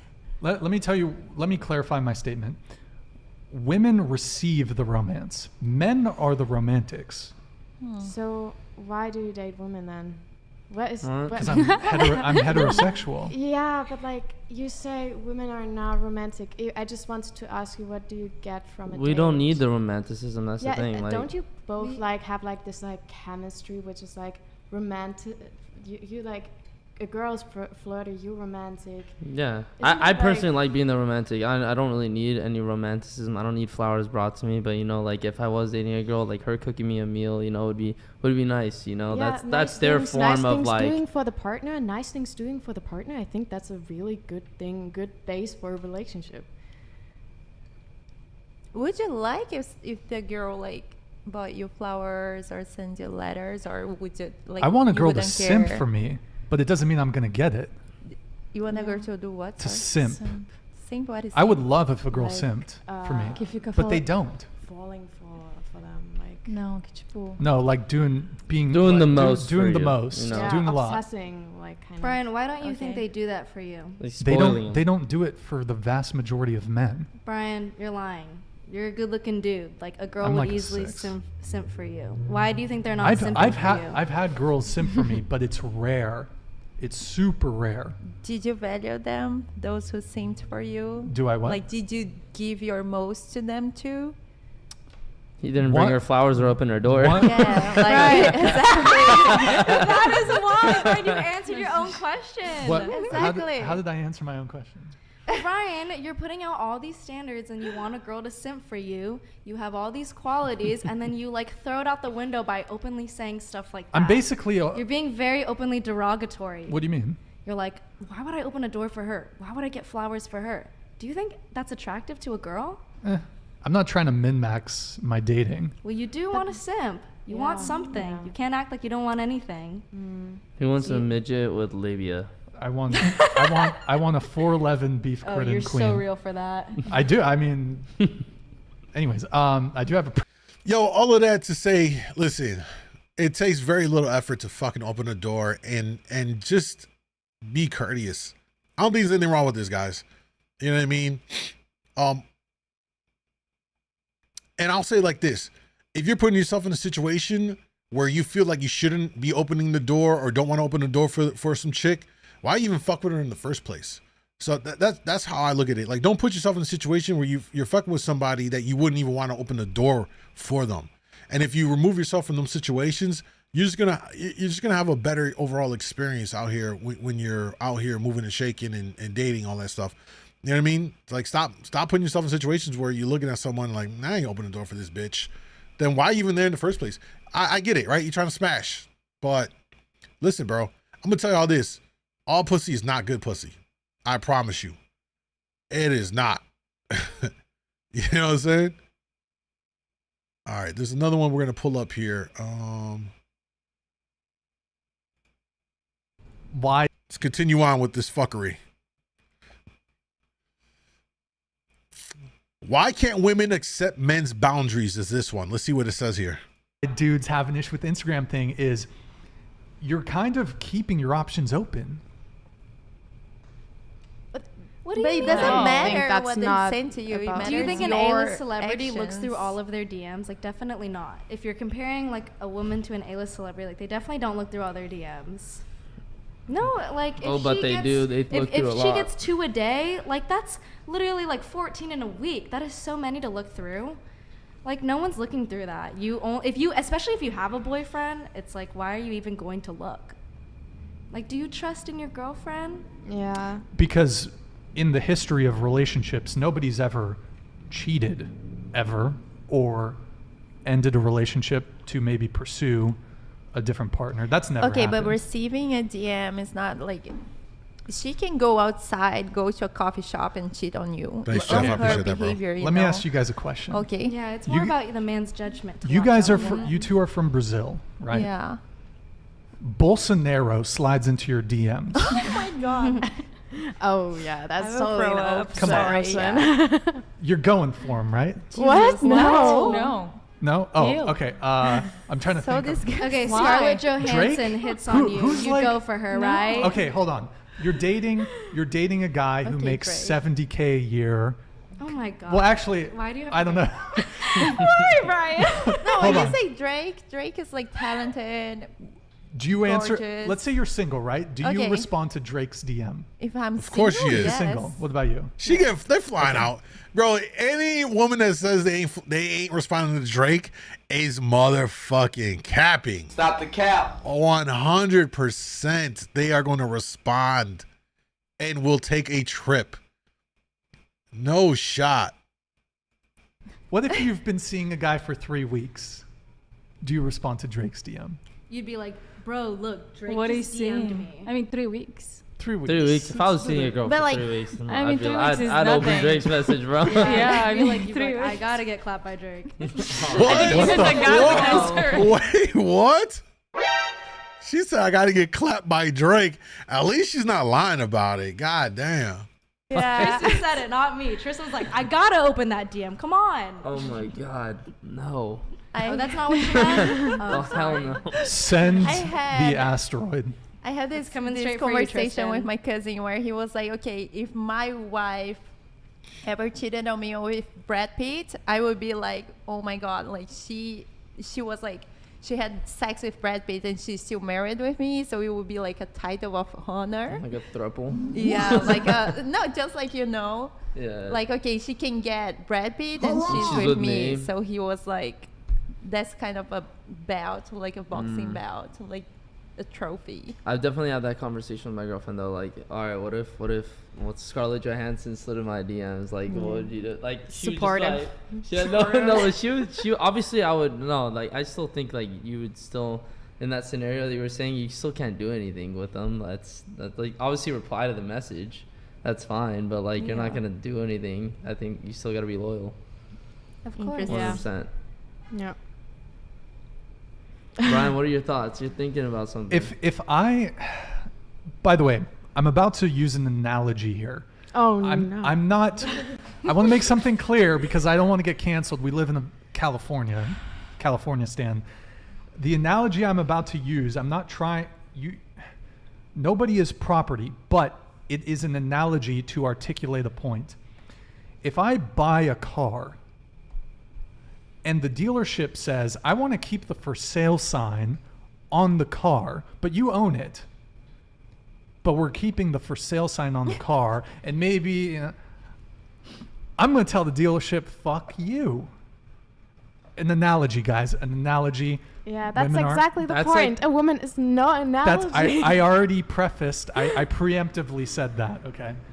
Yeah, no, that's valid. I see what he's getting at. No, but that's more like if you have your Tinder still open though. Yeah. I don't think. Yeah, I agree on that. I agree on That's what I'm that. trying I to agree say. on That's that. what- Nobody that's is what- doing that. That's what I'm trying Yeah. to say is if I was in a relationship with you, we had a conversation, we're monogamous, and you're still on Tinder. Yeah, here's that's the thing not that- bad. No. That's bad. Yo, but here, nah, you know what though?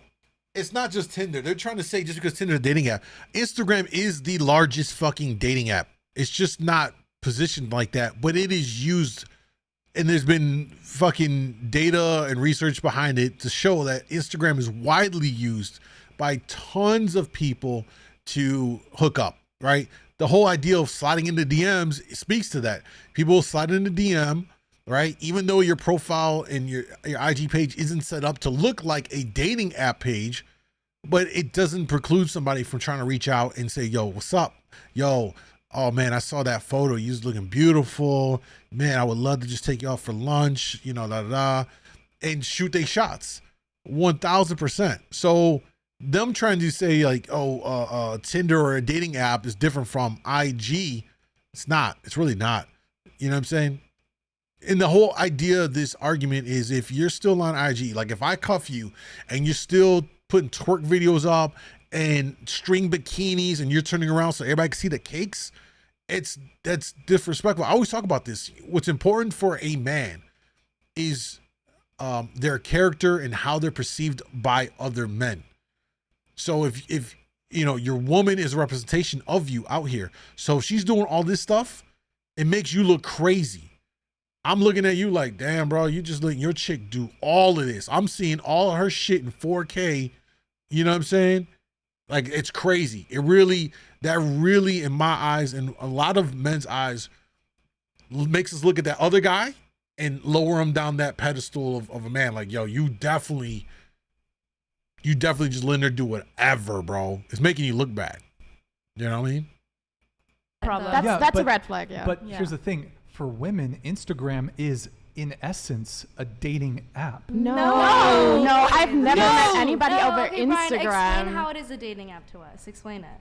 Most people nowadays meet online. Instagram is a dating app. So you cannot be online at all. Otherwise, you're cheating on your partner. Online at all.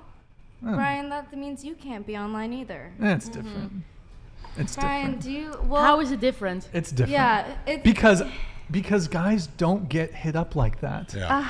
Guys do not. But isn't that the problem? It's only if you're a guy of some kind of influence or status and all that stuff that will happen. I've had that happen, but most guys are not having women slide in their DMs, you know, or responding to a post and saying, "Oh my God, you're cute. Oh, you're handsome," or whatever. That is not happening for the vast majority of guys. Women are not sliding in their DMs unless they're a celebrity or they're a Giga Chad or they have some kind of status. Then that's an exception. But most guys don't have that. And the thing about it is what he's trying to say here is any woman, you can be the girl next door, you can get as much action in your DMs as a model would. You know what I mean? Because guys are always going to shoot their shots. Always. So it is distinctly different. I don't get hit up on IG. Do we need to do profile reviews again? So that's what the argument he's trying to make here is that it is different. Guys will always slide in some woman's DMs. It don't matter what she looks like. Guys are just going to shoot their shots. You know what I mean? Guys, like, you can follow 100 hot girls and keep. I mean, I'm not asking for the DMs. I don't follow. Nobody's asking for that. I don't follow anyone on Instagram. How do we know that you're also not sliding girls' DM? Yeah. How do you know? Yeah. How do you know? If you accuse your girl of doing that by saying the for sale sign is still up, like, well, that would be overt cheating. How do you know you're one of the dudes who's like sliding into another girl's DMs if it's so common? The difference is that would be me taking a very specific action, whereas with women, men and women flirt differently. No way, Jeff. So a guy has to take an initiative. It could be in a bar or nightclub. We have to approach the girl. Whereas girls, the way you flirt, it's not by doing what guys do, by sending a message or going up to the person. Some girls do it. Overwhelmingly, most girls don't approach guys. They don't send DMs. So men and women flirt differently. You just have to kind of be out there in the ether as a girl. Wait, how do we flirt? Yeah, how do girls You flirt? just show up. The way that I flirt that's is not very flirting. heteronormative. That's just like leaving. It's like, but like that's you flirt how. when you start like talking to the person and engaging and Yeah, being like, exactly. you know, like if you receive like 1,000 of DMs and you don't answer any, like it's not going anywhere. But then if you're like, oh my God, that's so nice, thank you for saying that, for sure. So that depends on the girl's action. Mm-hmm. So if you're confident about your girl, that she's never gonna like answer the 1,000 of DMs that she's gonna get, like it doesn't matter. Yeah, like if you want to buy a house on the beach, it's gonna be common that people are gonna be walking by it. It's not the house's fault. It's the location's fault. It's not a good analogy. I think that's like a good analogy if you think about it, because it's the like house didn't ask for all those people to walk by. Yeah, that's exactly Joanne? because the problem is not always the woman. And that doesn't mean that people are gonna like go into that house. Well, Doesn't mean the house is gonna accept those people. Actually, not a terrible analogy. She has a but- point. She has a point. Well, here's the thing. I'm just trying to. I actually, me personally, if my girl has an Instagram, I don't really care. Yeah. I don't really care. Now, the types of photos she posts could kind of be an issue. Look, would it be my preference if a girl I was seeing just didn't even have social media? Sure. But if she has it, I don't really care. But I'm honestly just being devil's advocate on this point. The bigger issue I have on this, and me and Tristan, we've talked about this before, and I see all your super chats. I will get to them very soon. Sorry, guys. Is our girl going to the club or bar or party? I think that's the bigger issue for me personally. I think every gender has an issue with that. Yeah, women can have an issue with that too. Yeah, I don't think that's a specifically like girl or. Can we all agree? Listen, can we all agree that if you're in a serious relationship with somebody, all right, and this goes for both sides of the coin, you know what I'm saying? Can we just agree and get this part out of this dating conversation that if you're with someone seriously, that you just don't go off and party with your friends without your significant other? Because that just leads to, and you probably shouldn't do this, it just leads to the potential for problems, right? Because if you lose your phone and it's 3 a.m. and your partner's trying to call you, you might have legit lost your phone, but in their mind, you're fucking somebody at 3 a.m. because you're not responding to that phone call.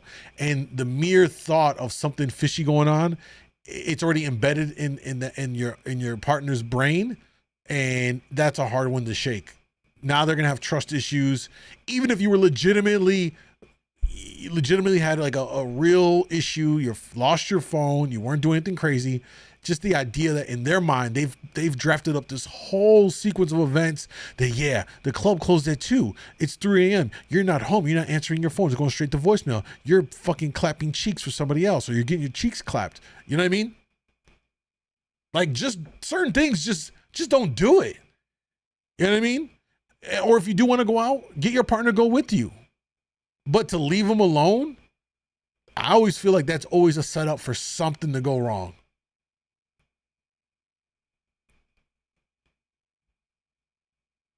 What up, cuh? You know what I mean? It opens out the opportunity for unnecessary drama. Exactly, Lily. Finally, someone had to say it. It stresses in the past, and the person just understand rhyme and reason behind it. Yeah, I get what you're saying, though. Yes, in a relationship, it becomes a we going to the bar club. Yeah, it should be we. Exactly. And the thing about it too, right, guys? This is a great opportunity to spice things up. You know what I'm saying? What you do is say we're gonna go, but go separately. So then you pull up. She goes there. She goes there early with her friends or whatever. You're gonna go to a club, little whatever bar or some whatever little event, and then you just go separately. So then you meet her there, and then you know what? You make it feel like you just pulling up on her. You can even role play this shit out and pretend like he's picking you up for the first night. You know what I mean? You get to role play a little bit. You can really use that to spice things up and not just be like, oh, we're going in a car together. We're just going to this thing. You can use it as an opportunity to kind of spice things up and do it that way. I would just say go separately. You know what I mean? Or have her friends pick her up. That way at the end of the night, you take her home. Y'all could role play like it's your first night hookup, spice it all up. Y'all dressed up and getting all sexy and all this shit. She puts on the lace underwear underneath, which you know what time it is. You see what I'm saying? It's a lot of ways to maximize this stuff. Guys just wanted to stick their winner on every hole possible. I mean, if given the chance, guys are going to smash. That's not a secret. You know what I mean? It's not a secret. Social media is hookups, not for long term. Some people don't get the logic. Yeah, just getting that upside down pineapple tattoo. Yo, people don't know about. Not everybody knows about that. All right, we're gonna this is a long one. I don't know how long we're gonna watch this, but I gotta get these lights on. So this is gonna be used for the channel. Hold up.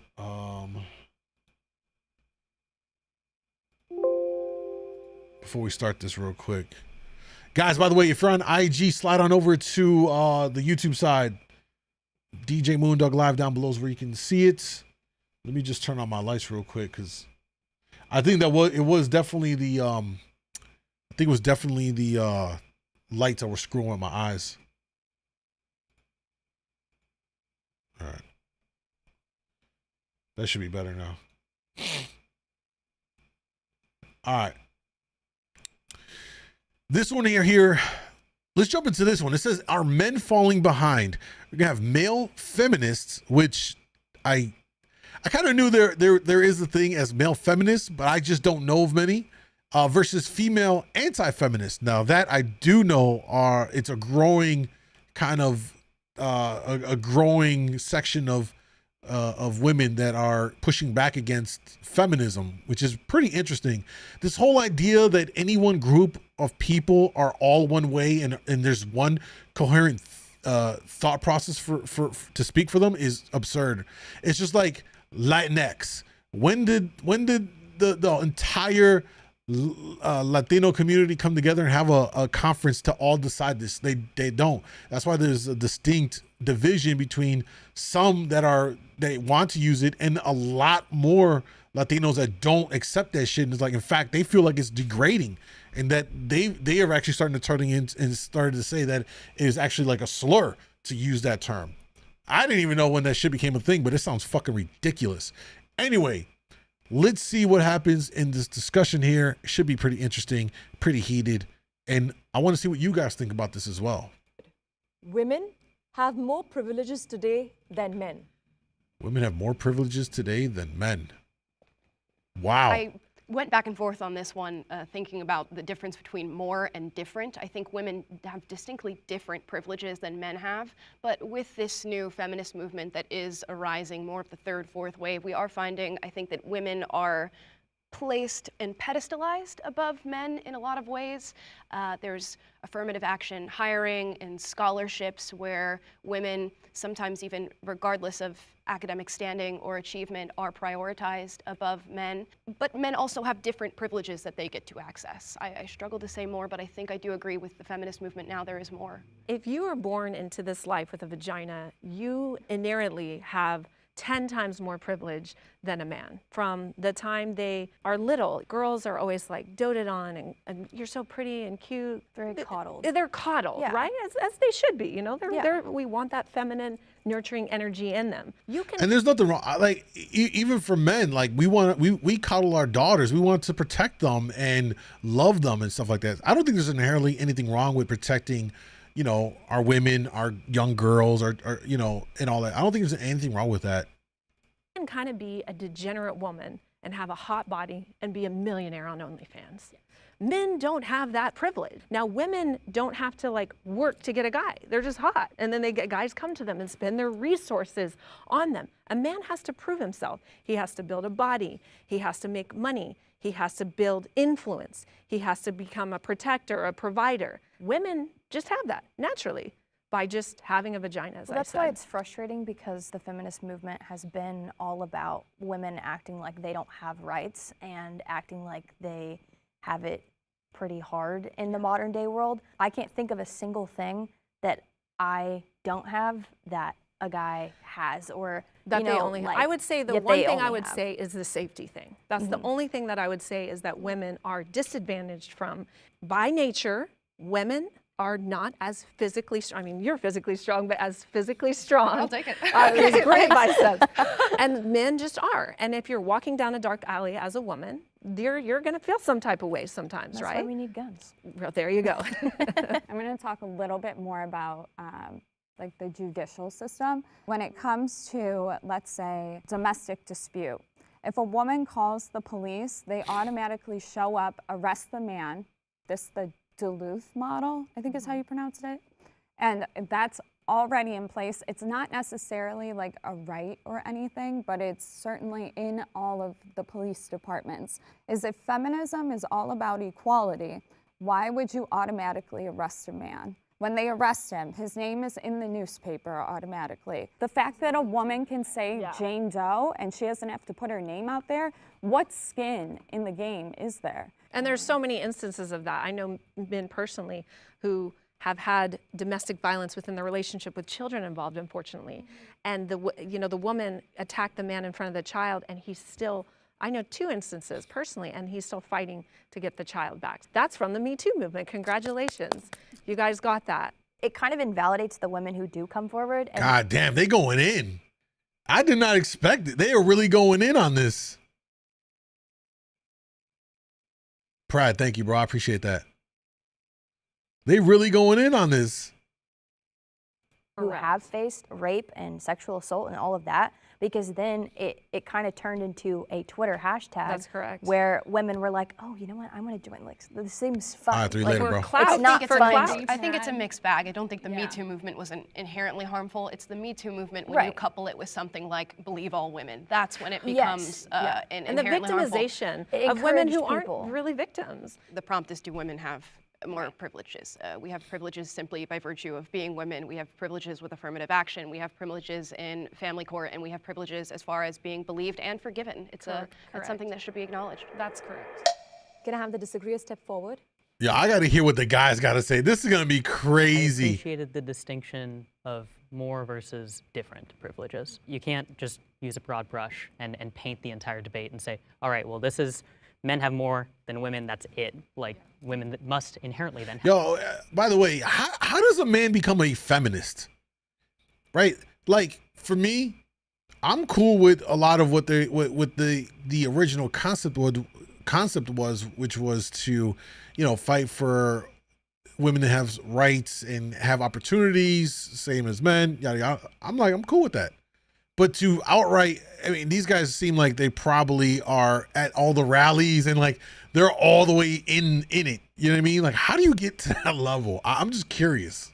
Have no privileges. That's not how it works. And that's where we start to get into the idea of like intersectionality, where another woman who had a different experience, if it was a trans woman, if it was a woman of color, if it was a woman who was... But I don't think we're including trans women into feminism. And I think we definitely should. I don't think we should at so. all. Oh. I think that trans women should not be a part of the feminist movement because a man, just because they, wake up and feel like they can be a woman one day, could come in and then suddenly know what it's like to have a period or know what it's like to have a child. Damn. It's anything from men replacing women in sports to men replacing women on podcasts during Women's Month and when we're talking about women's health, or you've even got biological men who think they're women going to the White House speaking on behalf of all women.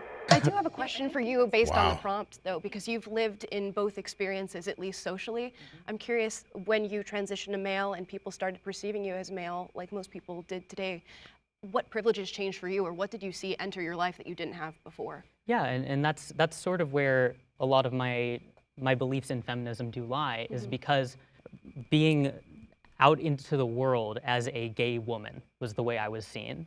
Men treated me definitely not nearly as well as they did. I was bullied in school. I had people call me slurs, and it seemed like it was because I was threatening to like the male structure that we are in, where it's like male and female. Because I was a female who liked females, I was somehow infringing on that, and so they didn't like me.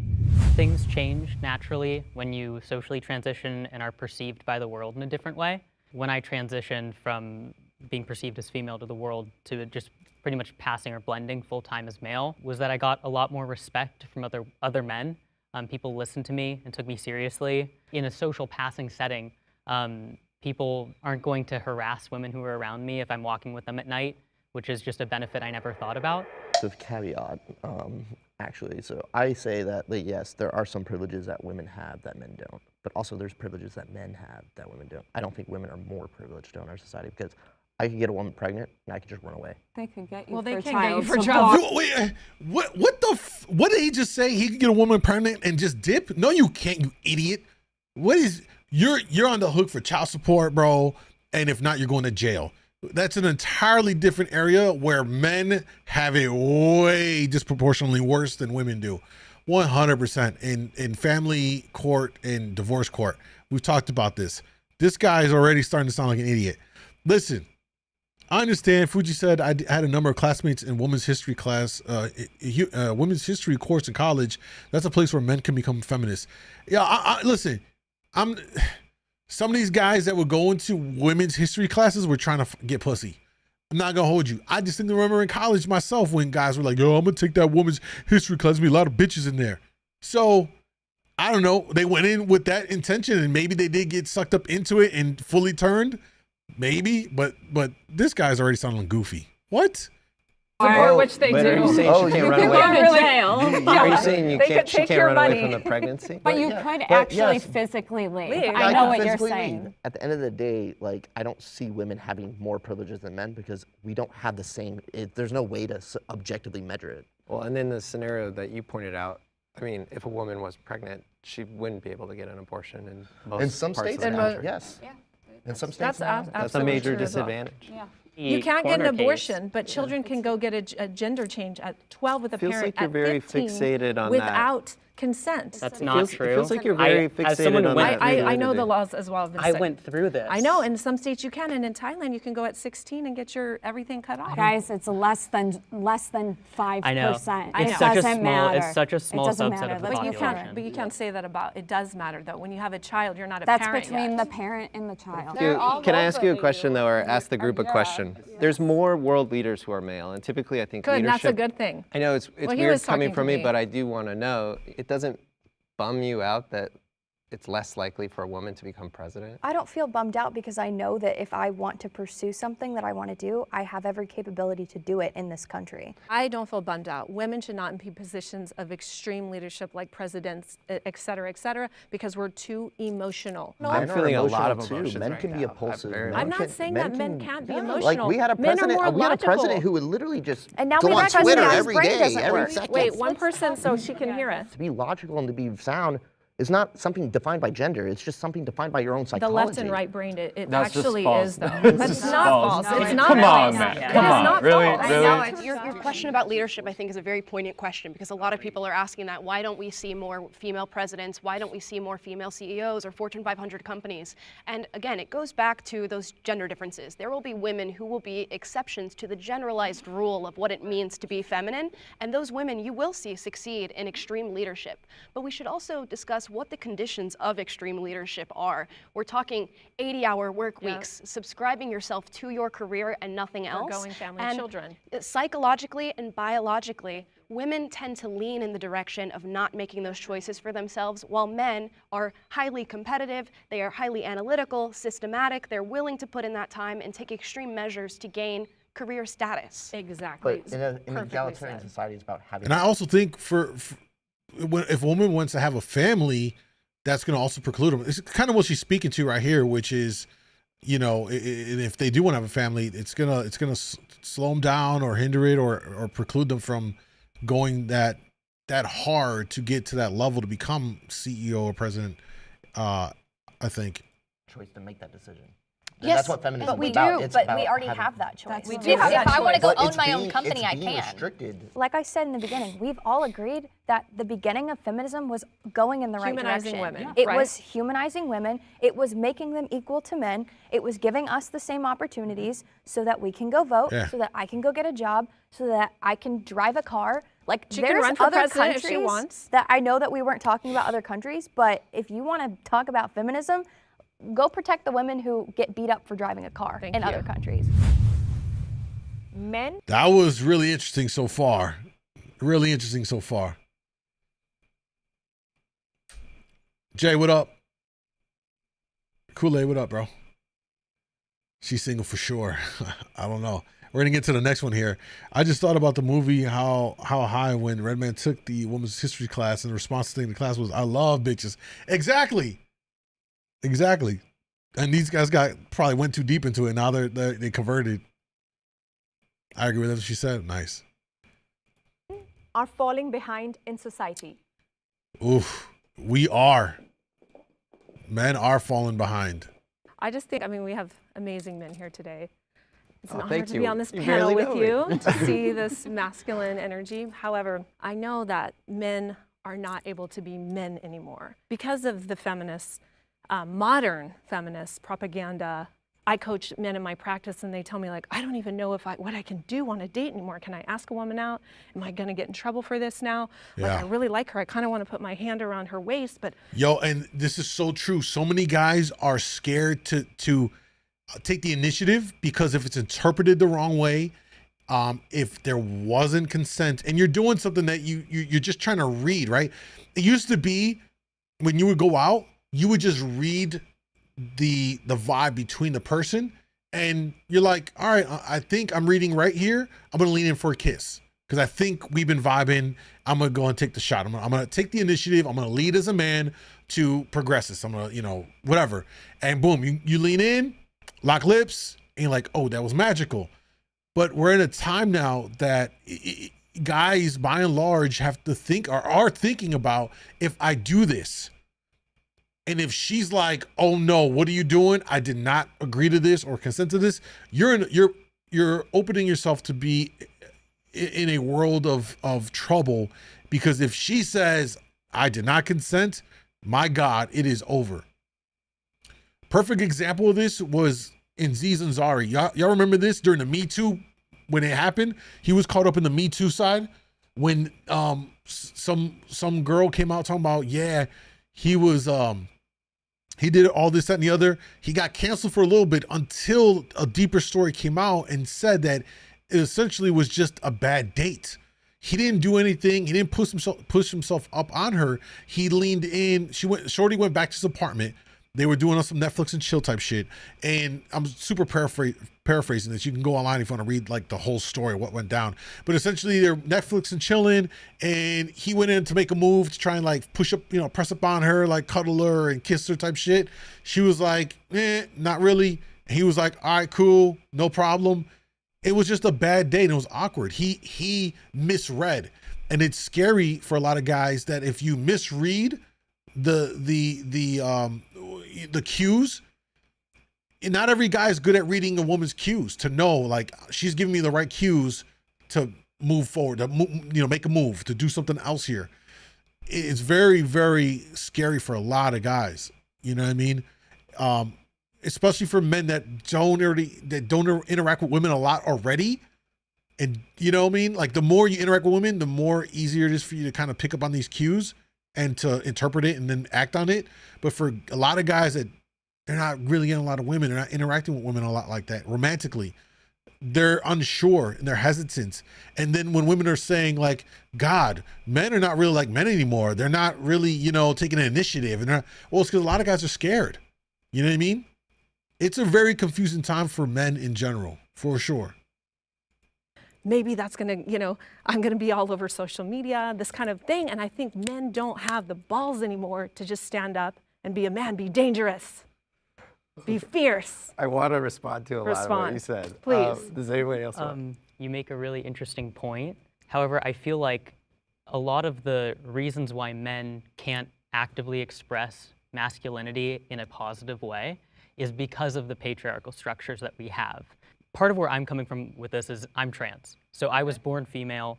Now I present as male. I came out socially and medically transitioned at 18. Okay. The feminist movement is what helped me feel empowered enough to be who I am and be a man. And no disrespect to your process. I know it's a very strenuous thing that you go through, but I see a woman still. I feel feminine energy from you. Oh, shit. I totally so when you respect say that. you're a man, then it's like, I don't see that. The way I think about it is more like about individual choice and individual freedom. And if I want to say that I have feminine energy and people view me as masculine or vice versa, then that's their problem, that's not my problem. And for me, that's what feminism is about giving people the choice to act in accordance with however the hell they want to. But that's a very dangerous society. That's not how feminism started, though. Yeah, we went from, wanting equal rights for women and equality for women, and now it's humanizing women, right? Humanizing women, making it to where I think we all agree, women now are equal to men, and with like third and fourth wave feminism, especially fourth wave feminism, it's kind of turned into individuality, like you said. It doesn't take a man to tell me how to be a man. It doesn't take a woman either. I can define myself as a man how I want to. I don't need somebody like Andrew Tate to be like, you're not a man unless you do this. I also don't need a woman to come up and be like, you're not a real man if you don't do this. And it's the same with femininity. I'm not gonna tell you how to be a woman. I don't think I'm not, a woman can't tell you how to be a man for sure, but men can tell you if you're doing what you need to do as a man. I think I disagree with that point. You know what I mean? Like that is the whole point of manhood. They're trying to say I can redefine what it means to be a man. Not really. Because if you get 100 men in the room they're all gonna come to an agreement on like what are some of the core characteristics and qualities that encapsulate the meaning of being a man. And as much as some guys may try to run from that, and so I'm not defined. I could define how I'm going to be as a man. Not really, because what you define in your own head isn't going to play out with society. Because us as society have our own view. And that's just how it is. Another woman should tell you how to be a woman either. So what would you tell kids? Yeah, like you have a daughter. Do you really want to be guided by the ambiguous? Define yourself as however you want to define yourself. And for her mind to be molded and shaped by men who, no disrespect, women who turn themselves into men and then turn themselves back and say there's a lot of dissatisfaction when the root of the problem wasn't the gender, it was everything else. There's actually slow down, very though. I low feel like rates of detransitioning, but that's neither here nor there. That's also a minority of the population. Feels like you're bundling a lot of ideas, which makes it hard to respond. But well, because there's so much data to support Can you repeat what's the main question? Do you want your daughter's mind to be formed and shaped by a society that tells her it's okay to be masculine and to be a man, and that she doesn't need a man, and that it's better off for her to be alone and put her career first and not have children? I think it's more likely than not that she'll probably follow a more conventional path. If my daughter grows up and she wants to dress like a boy, like great. If she, for whatever reason, is experiencing gender dysphoria, like we would navigate that together.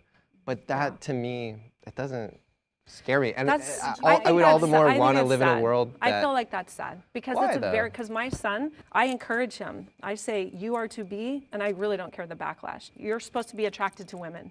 And Isn't I tell that a lot him, of pressure? and I ask him, But what if he's not? Because life for transgender individuals, and my son's African American as well, is very freaking hard. I don't know if we can swear. I'm sorry. You can. It's very hard. Do you know this to be true? Asking people or putting pressure on your son or putting pressure on my daughter to not... I just tell them. Okay, but to not be their true self, if that's truly how they feel, But that's it feels not like their that true would self. be... No, they're not their true that's self. This like Thank you. That's this way. It's Thank you. society has influenced everybody to be like, so off you know. So when you say I can identify, I can be whatever I want.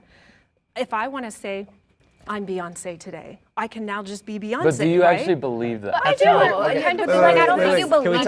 The prompt? Yeah, let's roll back. The prompt about men followed by... This is getting messy. This is getting so messy. Is it because of feminism, or is there socioeconomic factors that we're not looking at? Well, how do we define no. behind? Let's Yeah, look, what do you see as falling behind? What's falling behind? So people in America, not just men, everybody is getting poor. This has nothing to do with feminism. That's not true. No, that's a mental state. No, it's not true. That's a mentality. This is economic data. We're I'm falling not getting behind. Well, you can blame your president for that. Okay, and back the other to the thing prompt. is, what do you define as masculinity? It can be subjective Tell from us, culture to culture. what do you define I masculinity think masculinity is whatever you want it to be. It doesn't have to be this objective thing where it's like, oh, you're masculine, you're not. Like, no, what the fuck?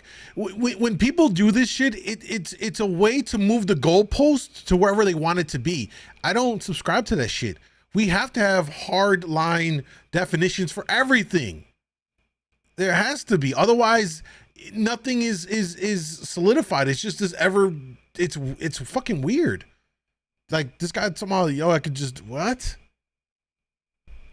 You know what I'm saying?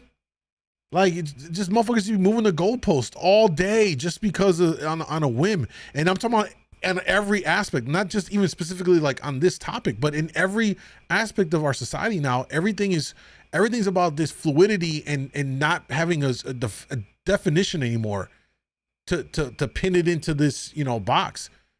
Like why is that? Why is that such an issue? I don't understand that. Everyone's trying to move the goalposts. Fuji said, are there equal amounts of women in tech, engineering, and other male-dominated fields? Has equal really been achieved? Equality in board members and corporations. The thing about it is that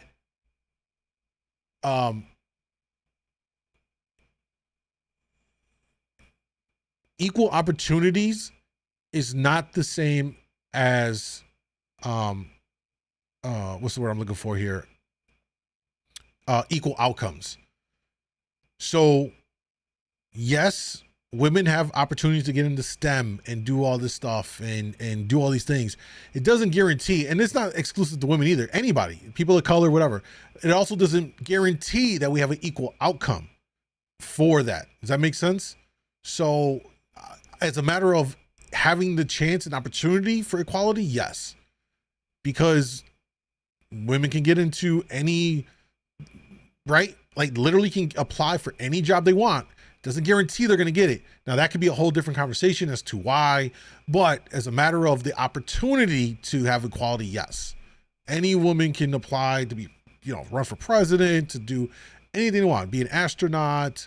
They have the opportunity, the equality as an opportunity to shoot for it, and then it's the outcomes that is a separate thing, which could be debated and all that stuff. What's good, Devon?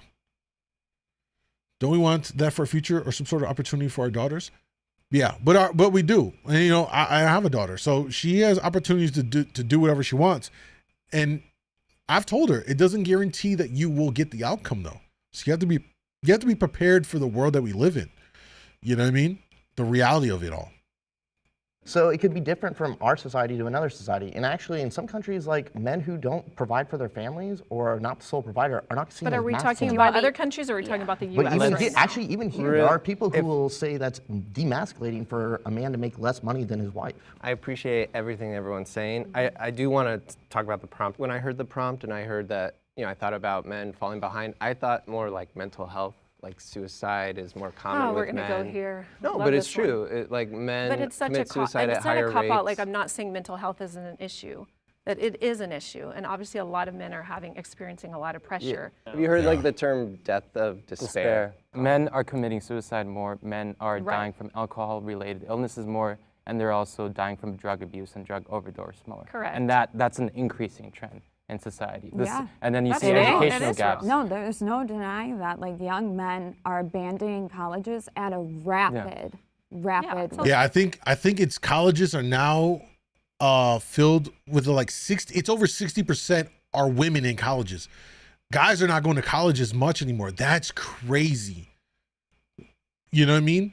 And then that's going to turn itself. And this is where it's going to get crazy, right? If you take that.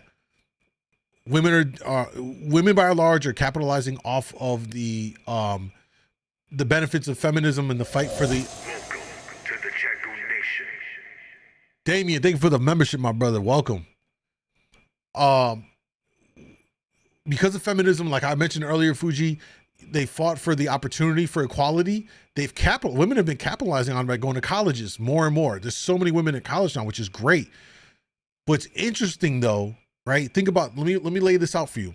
What's interesting though, is that there's far less men in colleges now. Where are they going? What are they doing? Women now, because there are a lot more in college, it's leading them into better paying jobs. And there's a lot more women now that are making good money. And when you look at dating, most women want a man that is above them, right? In terms of financials and all that stuff. So think about it like this. If a woman starts making six figures, 150, 200K, she's really doing well for herself. It's amazing, right? The prospects for her to find someone to date are incredibly difficult because there's far less men that are at her level. And most women wouldn't want to date a guy that's making 50K if they're making 150K. You know what I'm saying? What's it called? There's a term for it when they date up. I forgot. Someone in chat, let me know what it is. I forgot what it's called.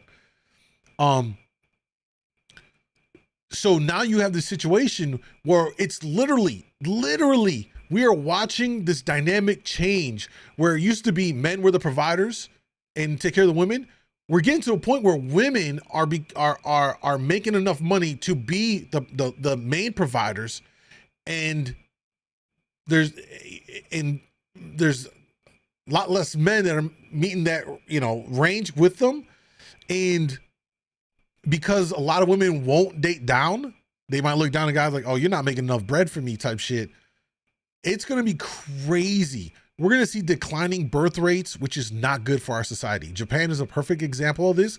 They're easily the number one country in the world that is in danger of collapsing because their death rate is far exceeding their birth rate. That is a way for us to become extinct. If women don't start dating down, and when I say date down, I'm talking about financially down, right? and men, I think in a certain regard, are going to have to start to be comfortable with not being the breadwinner. I know that's a crazy idea here. I always encourage guys to grind their ass off and earn as much as they can. But unless it's almost like a role reversal happening, unless more women that are performing at a high level financially and all that stuff start to date down, find themselves a good guy and all that stuff, we're going to start seeing birth rates plummet. There's a video I'm going to put out on the other channel, the Mind the MoonDawg channel. I haven't reacted to it yet. I'm going to work on it tomorrow or something like that.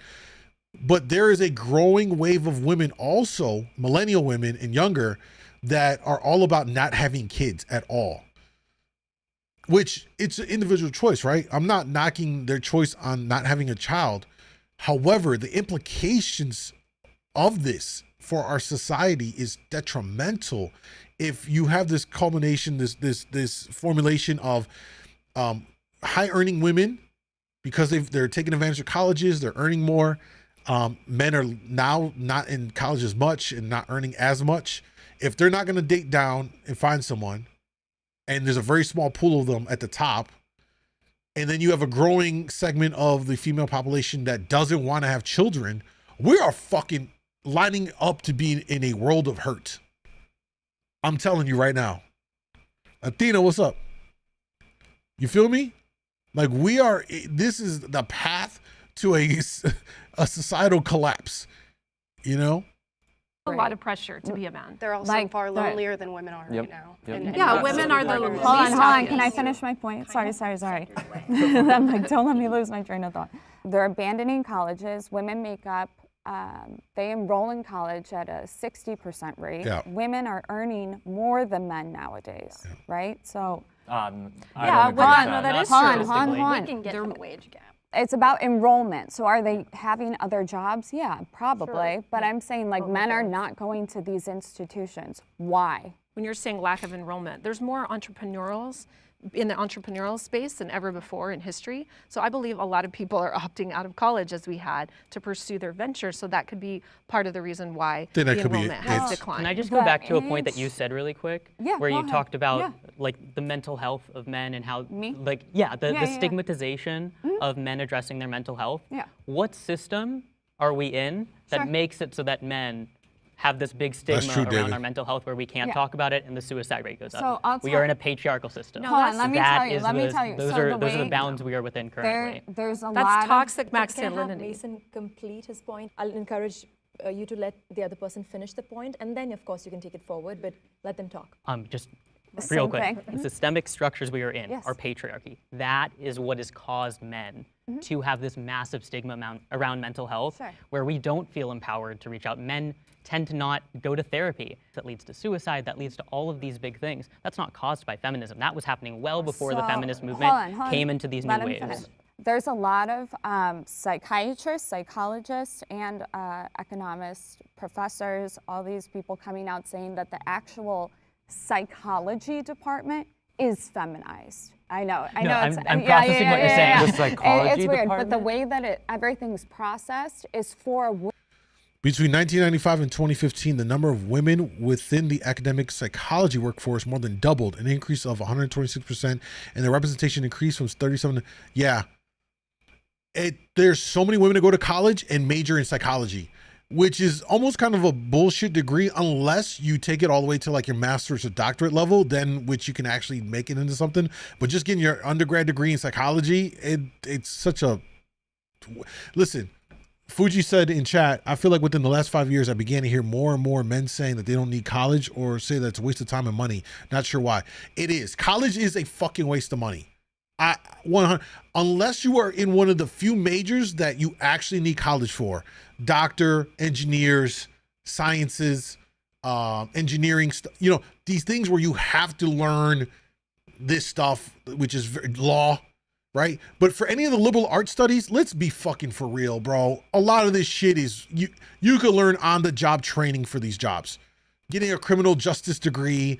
I was a political science major. I didn't, you know what I'm saying? And the thing is I already had actual real political science and foreign service experience when I was in the military working for the State Department. So me going to get the degree, I was sitting there like, I already learned this shit. Like so my point is, a lot of these degrees, it's fucking a waste, 100%. With the exception of those fields where you actually have to like learn law, medical, engineering, math and sciences and stuff like that, right? So you don't, chemistry, you don't blow stuff up. But again, by and large, the liberal arts and sciences shit is trash. It's a money grab. It's pointless. I understand. I can see why a lot of guys are like, yo, fuck this shit. And she pointed out that there's probably growing trend, or maybe ever since COVID, perhaps, maybe there's a growing sentiment. I think people are more aware of coming out of college with this stupid amount of student debt. It's ridiculous, right? Secondly, I think more people are willing to say, you know what? I'm going to try and do this shit on my own. I'm going to create a business and I'm going to grind it out. You know what I mean? And when you have men that are going to do this,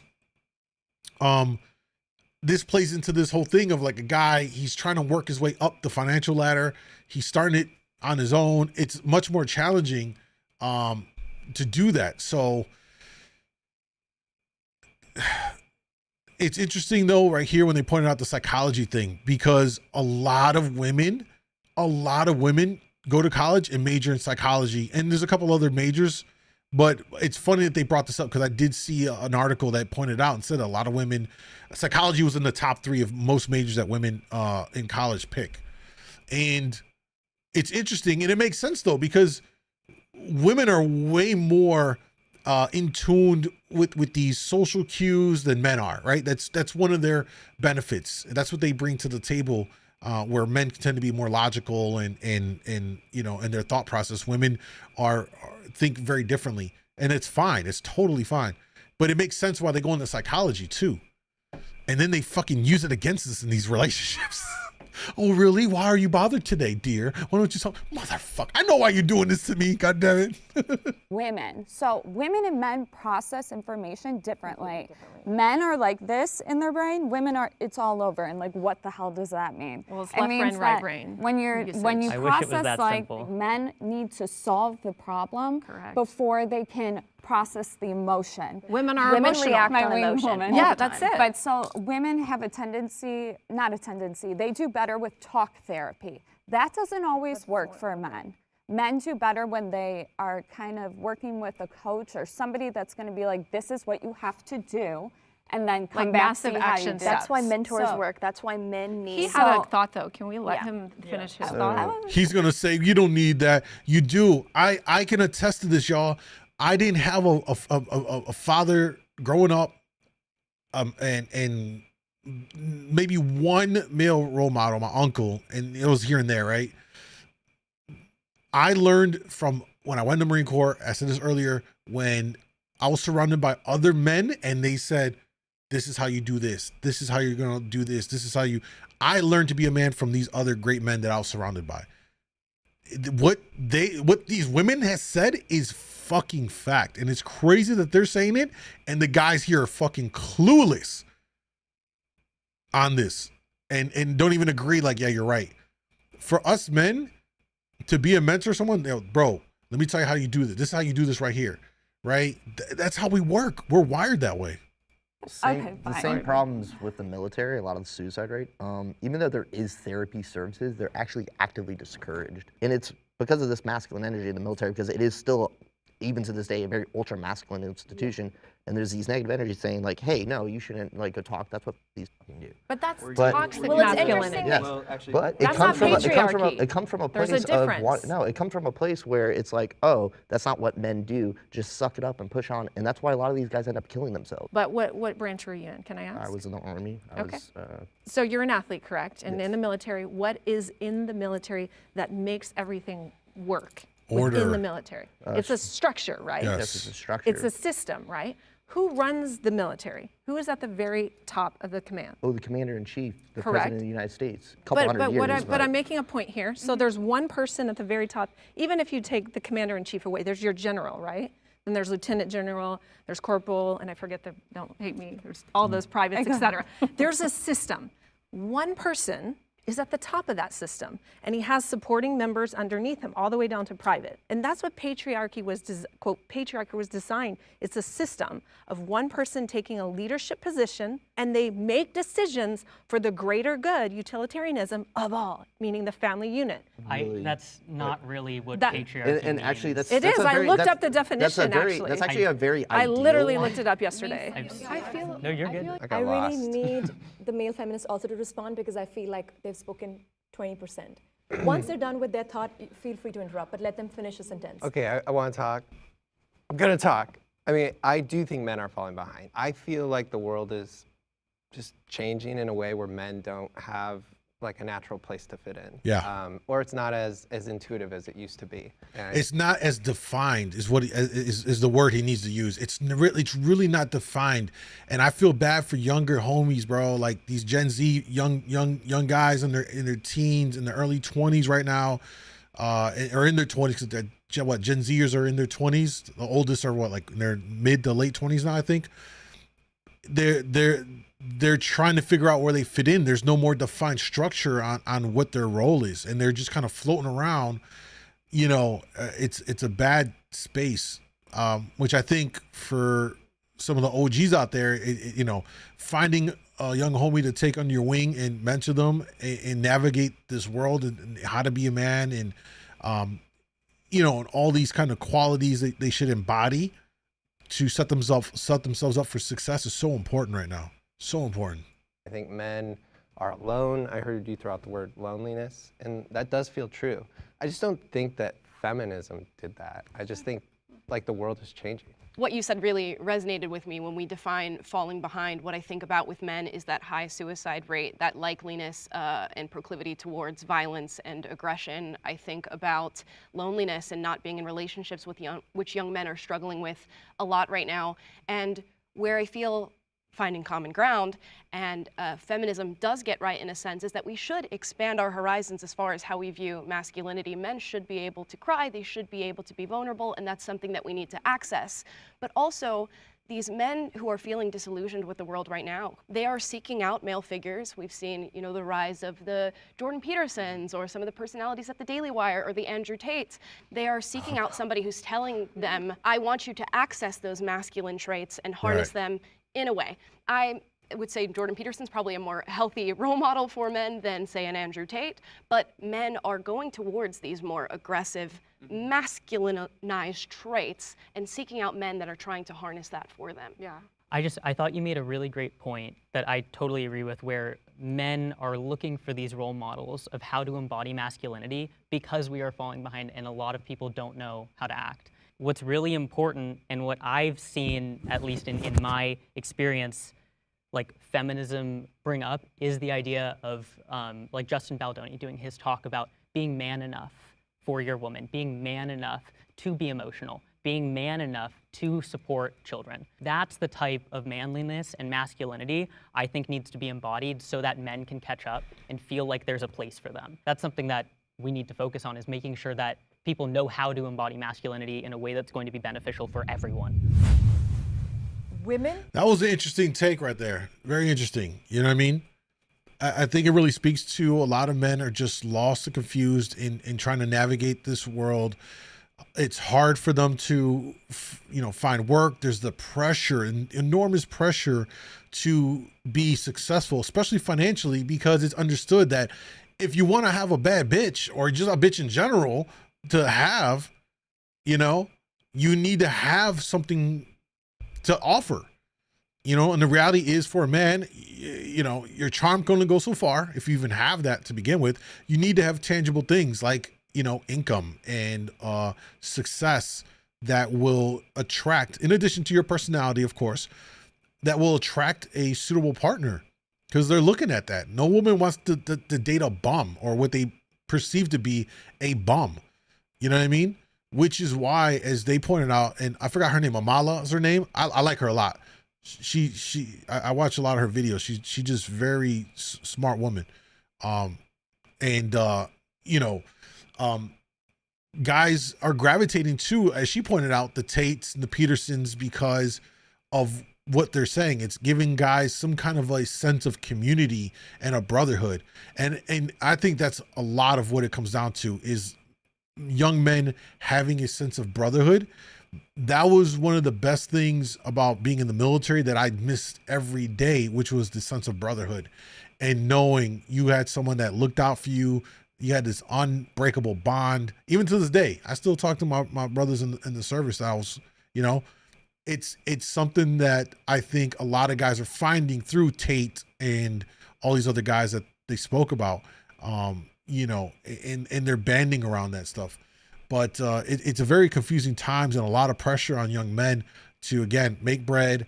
They want to find a woman. Every guy wants to get pussy. It's in our core DNA, you know, procreate and have that. It's an important thing for men, which is why they will court a woman to get married, because then you got, you know, like you got consistent sex, theoretically speaking, right? The idea. So you got a partner. You can always have access to sex. But a lot of guys are having a hard time between the current dating situations out here with how each side is approaching it right now, and then their own individual struggles with finding their way in the world, making money, making themselves into a good prospect for a woman. It's tough, man. It's really tough.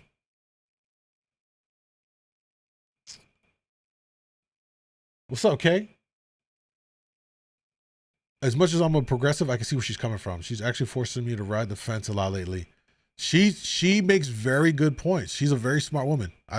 It's actually a very attractive quality. Should also be drafted into the military. Women should also be drafted into the military. Let's see how this goes. Let's do it.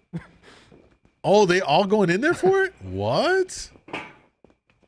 If you're gonna vote, you might as well be drafted, baby.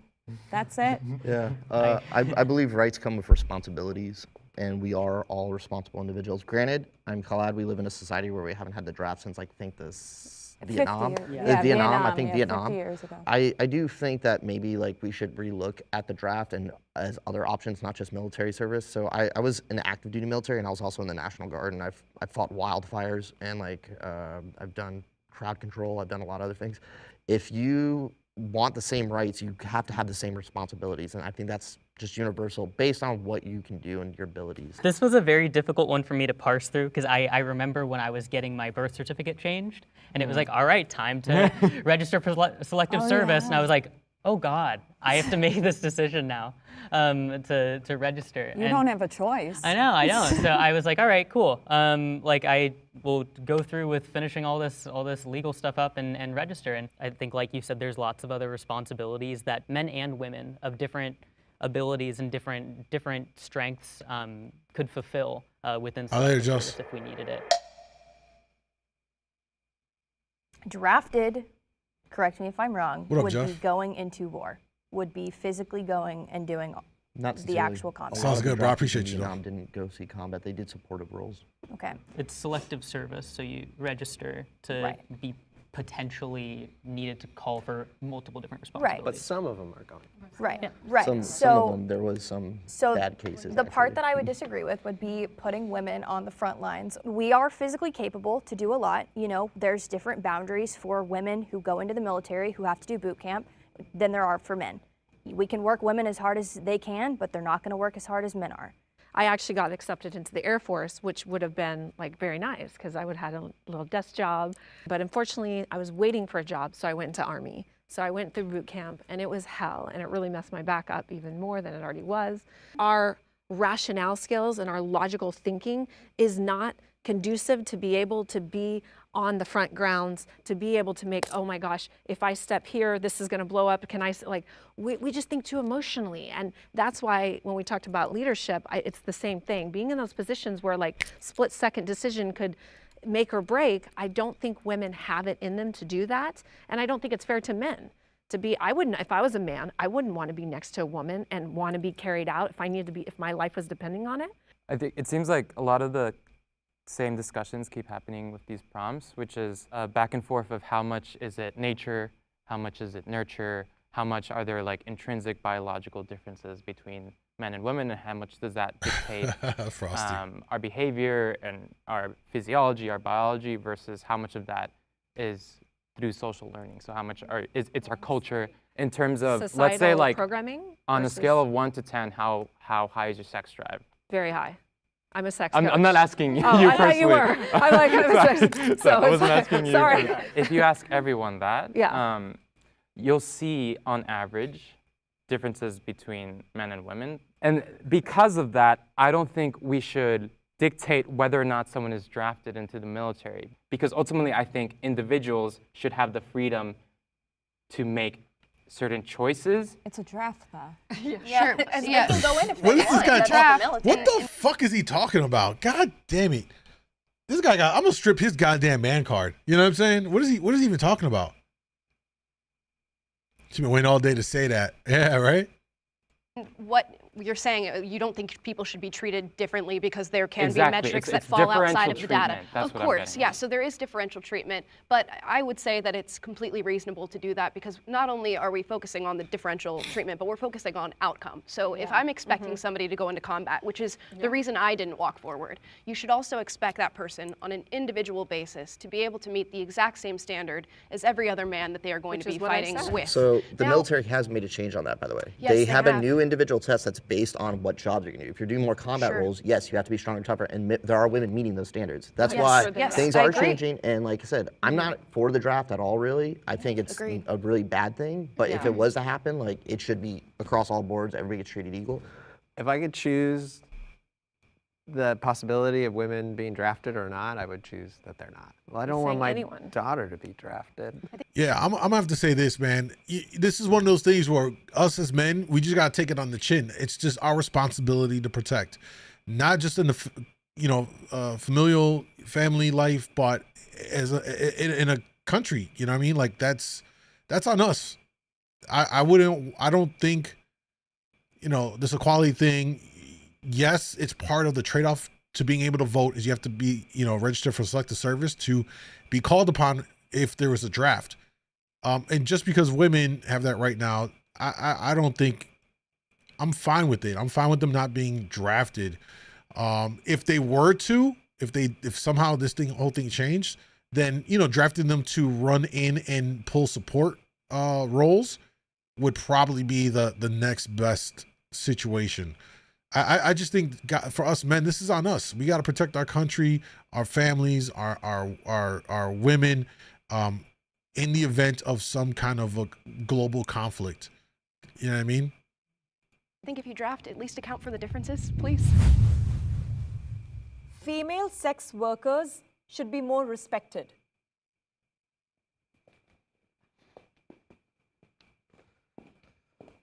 I don't know a ton about this topic, but I do think I subscribe to the idea that legitimizing sex work reduces the safety risks associated with that profession. It's a very old profession. It's been around for a while. It's going to continue to be around. It's been around since the creation of I think man. It's also, there's tools out there like OnlyFans that I think has put a lot of the power in the hands of the creators. A lot of people don't realize, like, nobody actively chooses to be in sex work. You're usually going to sex work because of social situations, and if it's a black market, most people ask why I joined the military. It's like, because I was poor.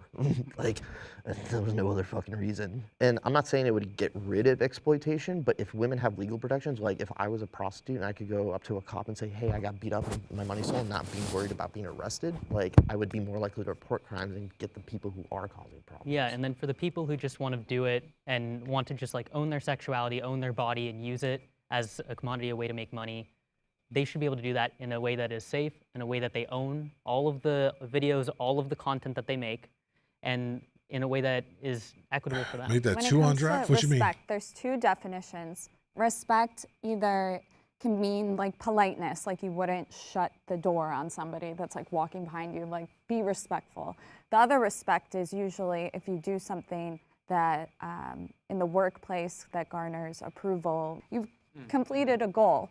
So when we talk about respect when it comes to sex workers, should we be polite to them? Probably. That would be a human thing to do. I don't have to, but yeah. I prefer OnlyFans over the traditional porn industry. Yeah, because you own it, and then it's women a lot more got protected. sex trafficked. But that agency is important to know that it's what you own, and to have that respect put onto you that like this is your content you're putting out into the world. Yeah, now it's their copyrighted material. Before, when it was the old porn industry, they didn't have rights to those videos, and that's a huge thing. Like if I want to take my stuff down, you have to go to a court with a copyright case, and it just. That's what happened with Mia Khalifa. That was her whole thing, and luckily now she has a very successful career doing like sports commentating and stuff. But unfortunately, that's not the rule. That's the exception, where she's been able to be successful. But it's a role model. Right off the bat, you said Mia Khalifa went from being a porn star to being a sports commentator. All right, since they brought up her name here, I need to say this. I've been wanting to get this off my chest a long time about Mia Khalifa. As it pertains to Mia Khalifa and her work as an adult star, nothing to do with her as a person, but Mia Khalifa is hands down the most overrated fucking porn star ever. For the amount of clout and come up as she got, if you watch her performances, she was horrendous. She could not take dick. She was squirming and had this unpleasant look on her face. That is not beat off worthy material. I honestly don't know why she blew up. I can name 30 porn stars that did a far better job in their performances on screen that should be at her level and doing what she's been able to do. Right? It's wild to me how people flock to her. I really don't. I really don't. I'm serious. Seriously, after the stream, go look up her videos on whatever site and go watch. Especially when she was doing those BBC scenes, she looked so. Oh man, I was like, you can't even beat your meat. This is not beat worthy. What is this? It was bad, bro. Am I tweaking? No, I know it was the whole hijab thing. At the time, it was very taboo. But take that away. Look at her body of work and how she was taking the D. She was whack, bro. She was whack. She's the type of chick that, I'm talking about the performance again, not the person, but her performance. And just like any other athlete, when you are an artist, when you put your body of work out there for the public to see, it is 100% open to criticism. I am constructively criticizing. She was a fucking whack porn star, bro.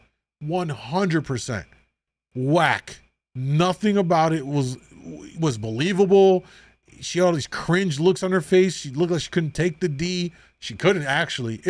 And for all of that, she blew up. It baffles me. It really does baffle me.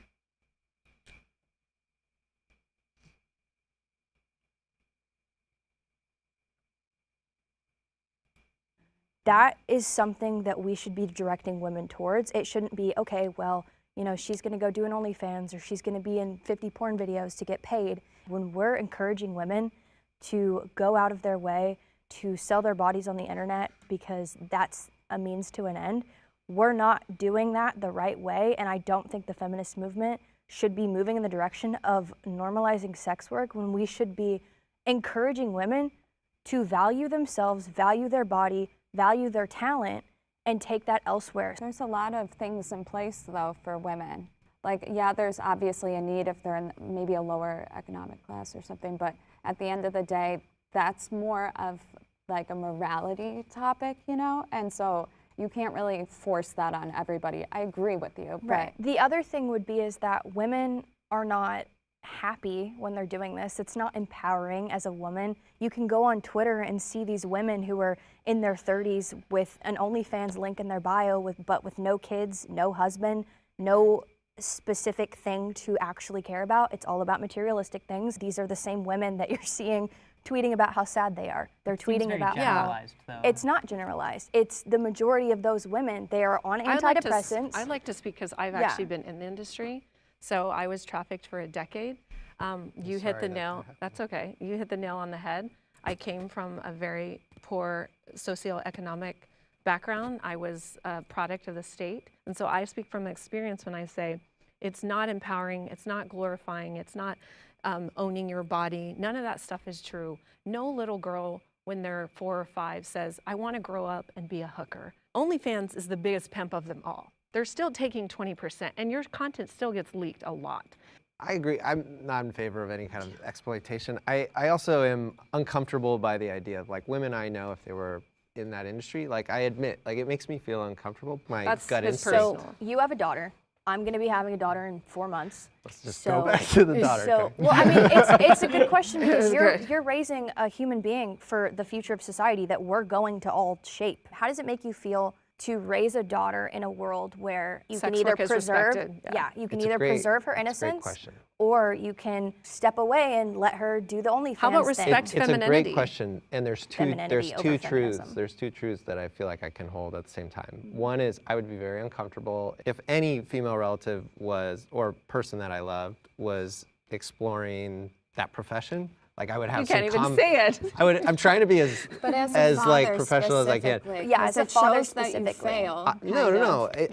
I don't think that I'd fail. I would have complex feelings to navigate. Yeah. On a higher level, He'd be pissed I don't off. Just think say that it, bro. there's anything inherently wrong with that profession, and I respect people who do it in a way that's fulfilling to them and that brings them happiness. If someone's doing that job and it doesn't bring them joy, obviously I would not. But most of the Let's be honest, man. Everyone's cool with the sex work until it's like a family member of yours that gets into it. And you're like, what the fuck? What? Hell no. I think that's generally, by and large, the reality of it all. Most people are like, yeah, it's cool. I mean, I'm cool. Listen, I don't, it doesn't bother me however people get their money. If women want to use their bodies to do it, God bless, do it.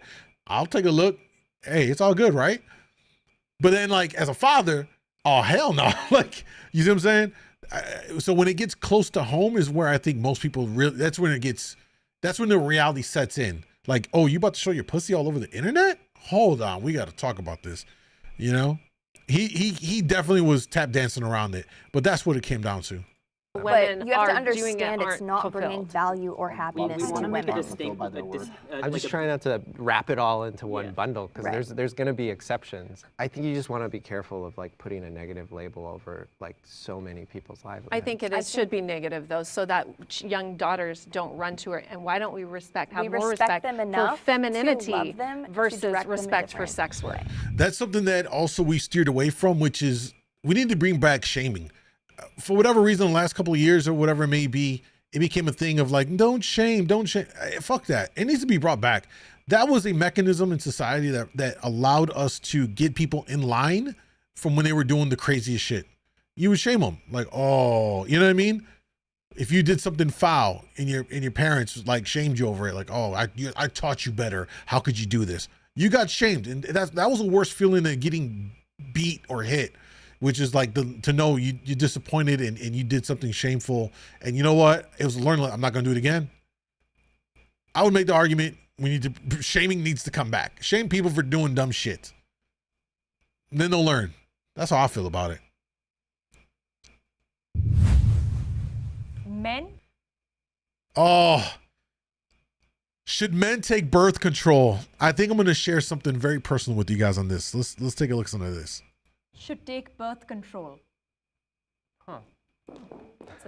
Listen, I would tell you right now, I would go up here and as a man, I would say, yes, guys, go on birth control. Go on. Let me tell you why. There's nothing worse than being in a situation where you've got a woman pregnant and you have no power in what happens after that at all. Now it's on her. She decides to keep or not to keep and everything else. And then you're also on the hook, if you're not together, for the financial aspect of the child. You have a lot to lose because you don't have any say. If a man is on birth control, you can preclude. If you know that you do not want a child, you don't ever have to worry about the woman taking that power away from you because you can't get her pregnant. So from the jump, it's already off the table. I would argue more men need to take birth control. It needs to be more. And I'm gonna, y'all ready for this one? Listen, pulling out is pretty effective, but it doesn't always work.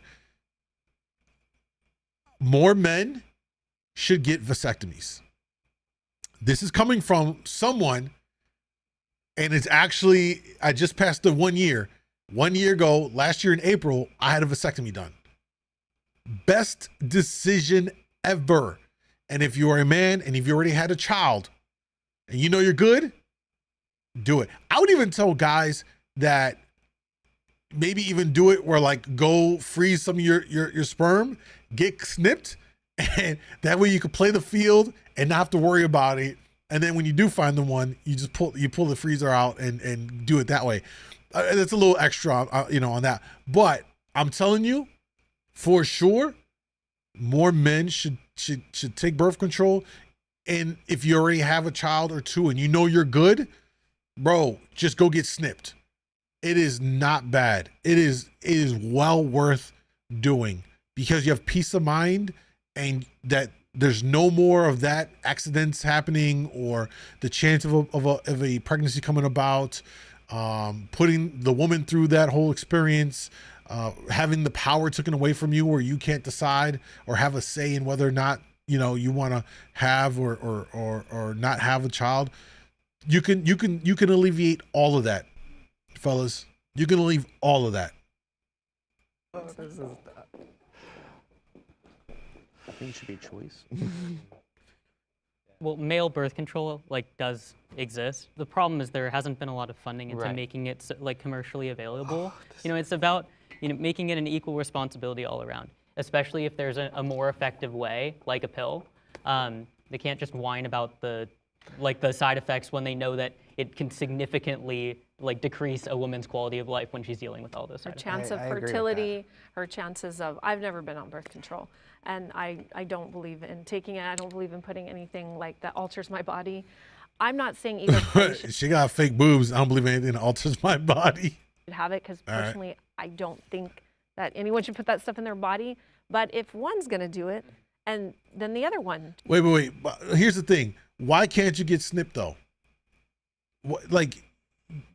Guy, I'm telling you, as someone that went through it, it is not bad. It is 45 minutes. You're in, you're out. You got ice packs on your balls for a few days, and then 5 days later I was back to moving around. It is something that we as men have to get over. I think a lot of guys just have this idea, oh, ain't nobody touching my dick thing. That's like one of these things as being a man, right? But I'm telling you, I mean, unless you want to go through the pregnancy scares or that, but can you go back? If you do it and you do it within, and then you try to reverse it rather quickly, it can be done. It's complicated though. After a year, it's done. There ain't no coming back. But why would you? Why would you?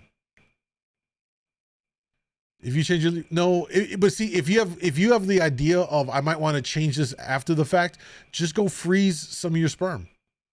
You know what I'm saying? Go freeze some of it, and that's your failsafe. You know what I mean? Male birth control is getting closer to being a reality. Yeah, it is. Yeah, it is. Should have the option of doing it. Yeah, if we're in a world where women have the access to it and men have the access to it, should is just such a strong word. It's so strong. Make the choice for your own body. That's why I didn't walk Yeah. forward. But yeah, if you both have the option. If men had the right to birth control, then they would ultimately be coinciding and deciding if a child should come to life. Exactly. Right now, women Yes. ultimately Have all have the that power. decision. No matter what you say, she gets to decide if she goes through with it or Right. not. And I think that's kind of problematic for many reasons, but yeah. It goes back. And 100% what I said. Yes, it allows you to take that control of that situation from ever happening, because it takes your sperm to impregnate her. So why not be able to control that from ever being a situation? Right now, too many men are getting screwed over. I mean, you're playing around, and you're doing it with someone that you don't have any long-term plans for, and then the condom breaks, or you didn't pull out in time, or you just, I don't know, whatever. You just laid up in it. It just felt too good, and you busted real quick, whatever. And if she's not on birth control herself, Yep, that's it. Now y'all stuck. I agree, Mansha. Yeah, I think so. What's up, Destiny? I'm telling you, for multiple reasons. But a lot of guys are gonna be stuck on the, oh my God, they're gonna snip me. Bro, it is such a simple process, I'm telling you. Back to like why I stepped forward with the military draft. Yeah. Everyone needs to take Janie, what up, baby? For people's sexual and reproductive health. But are you saying that because you know that women would want a guy to take birth control? Like that's more of like you want to please the feminists? Please myself because I'm a feminist. That's what I'm saying. I'm saying like male feminists have a tendency to have the talking points and they're like, women want us to take the birth control, so I guess we will, but like do you actually think that you would? Why wouldn't I? Why don't you get a vasectomy? I did. Did you? I have a vasectomy. So there he did it. All right. Okay, yes. I decided to get a vasectomy because I wanted to play a small, very small part in having men take more responsibility for their sexual and reproductive health. And once I learned more about vasectomies and the procedure, it seemed like a no-brainer for me to get it. I've known for a few years that I didn't want children, and so I'd been thinking about getting a vasectomy. And then Roe v. Wade got overruled, and I just looked into it, and I started doing more research on it, and free of insurance. Yeah, I was going to say insurance. No side effects. It's an outpatient procedure, so you go in, 20 minutes, you're out. I went to work the next day. You should not take it if you have any inkling of a doubt about not wanting biological children because it's not 100% reversible. But in some cases they do it, yeah. Right. It's preposterous to me that it's only about 5 to 6% of men in the US have a vasectomy because definitely more than 5 to 6% of men in the US don't want to have children. Kids. That's true. Yeah, it's like condom with hormones. I know why. Vasectomy. There is no there's no middle ground between the two. And I think it's because of patriarchy. I know you hate me using that word, but like I think it's because we prioritize gynocentrism. That's why. Listen, we have advanced so much. You don't think they could come up with a pill at this point? Think about it. They've come up with one. It's just not commercial. There's not a market for it. Let me see what some of the comments are saying here. I appreciate that, BSM. Thank you, bro. But the guys, he's it's funny. This is so not okay. What isn't, King?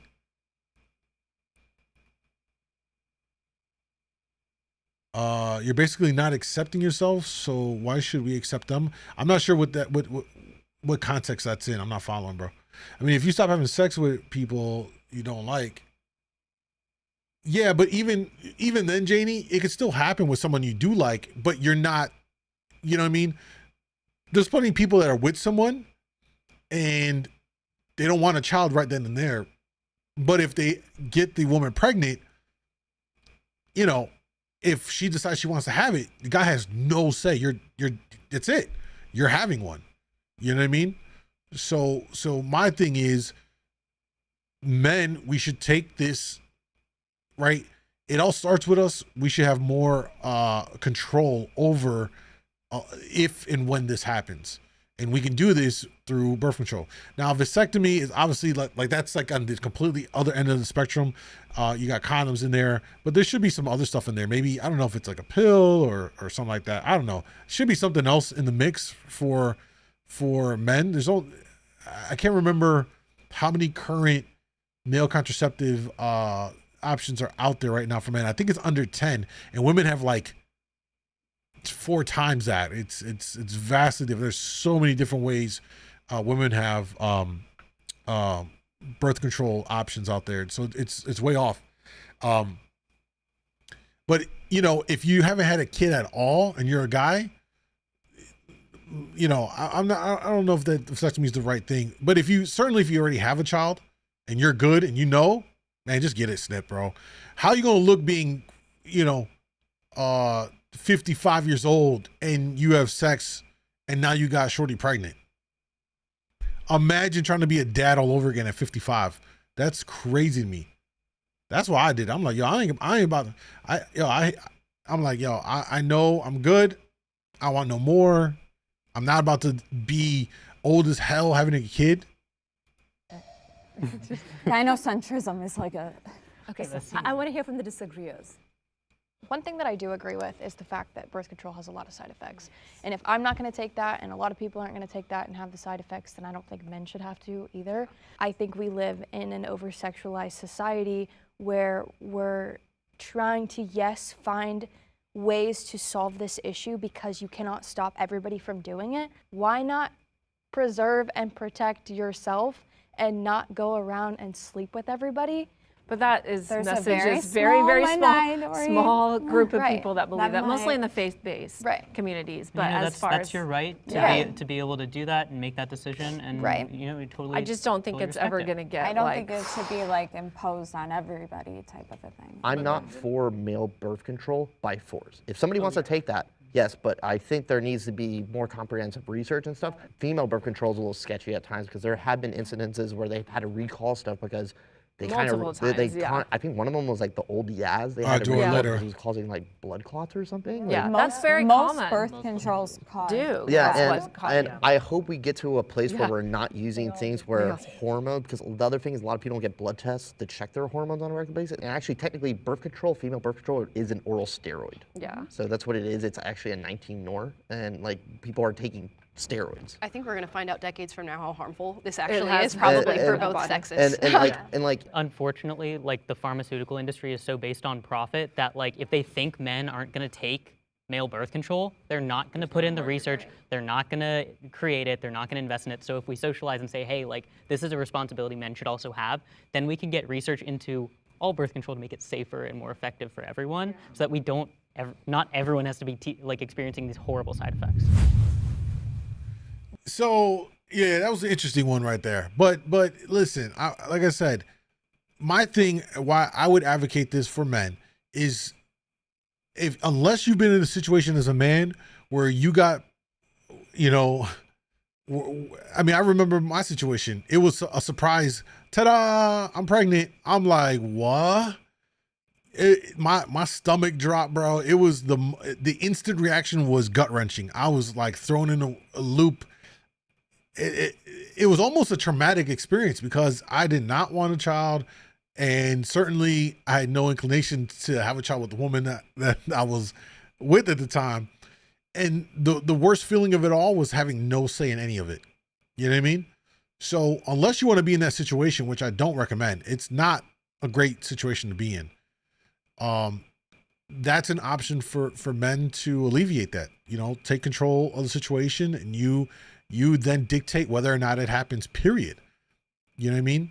Cause right now y'all getting pussy, and however it happens, whether you don't pull out in time, whatever, condom breaks, or you just doing it raw and don't pull out, whatever, however it happens, she gets pregnant. You have now turned over all power to the woman to then decide what your future is going to hold for you at that point. I don't know about you. I've been through it. It's not a good feeling.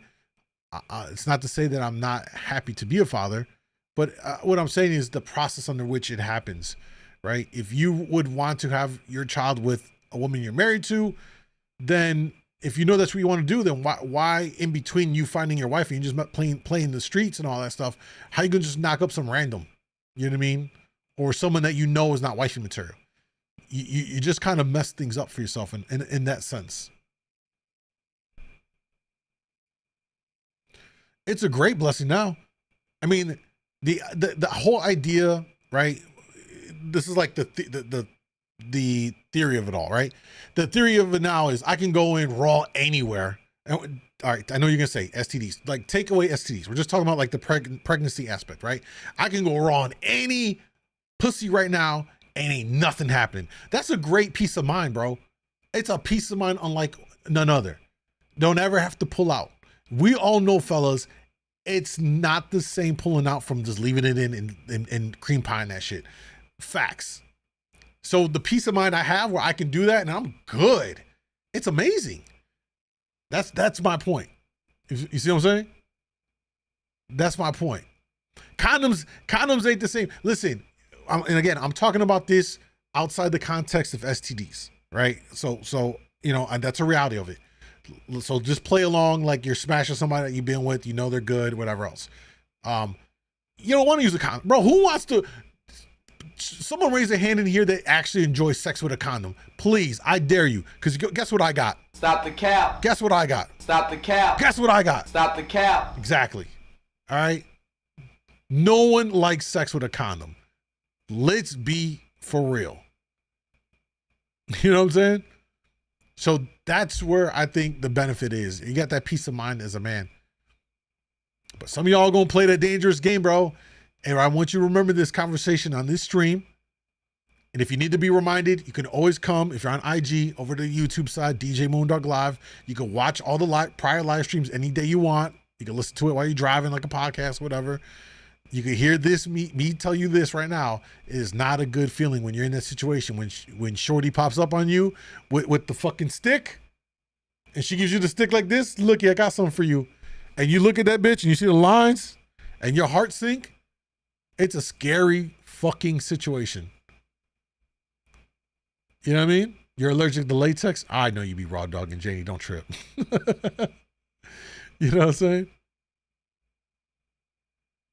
When you're a grower, then condoms ain't the move. Bro, stop capping. They make magnums, bro. Let's continue. Being a mother is the most valuable thing a woman can do.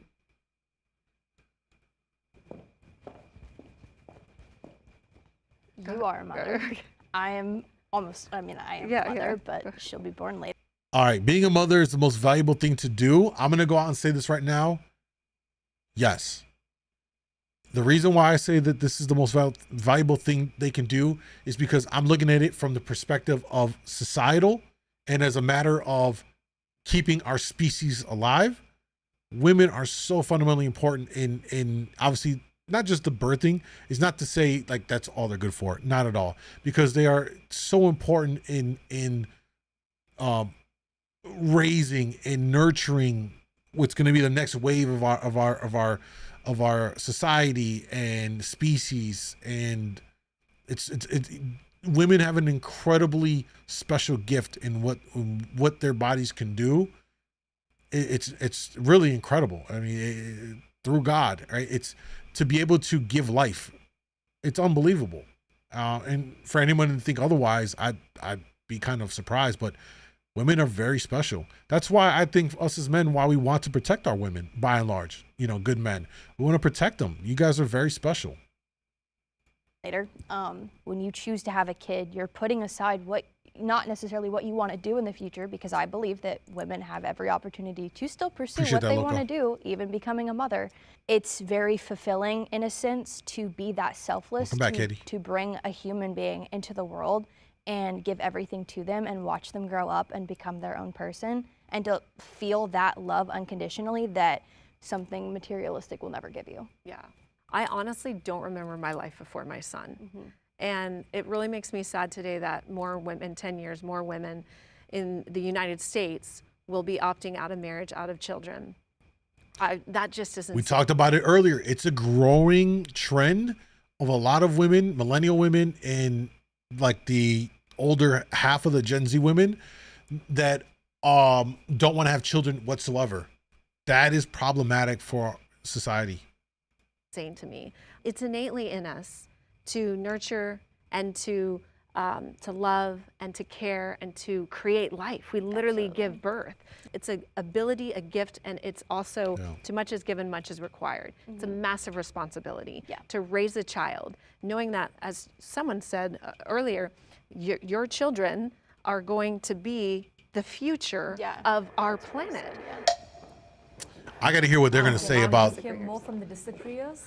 This is going to be interesting. We're running the. Why is it not valuable? Dirt. That's what I heard.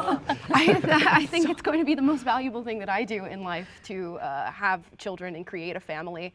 It's just such a subjective thing, and there's so many things that people contribute to the world. And for, I think, most women, when they leave this earth sitting on the deathbed, they probably will think the most powerful and valuable thing they've ever done is to create children. You know, there's like the famous quote, the greatest two things that you can leave on this earth when you die is art and children. And I think a lot of people are going to feel that way. I just don't want to subscribe value to somebody who doesn't see that as or somebody who can't have kids or just chooses not to. Right.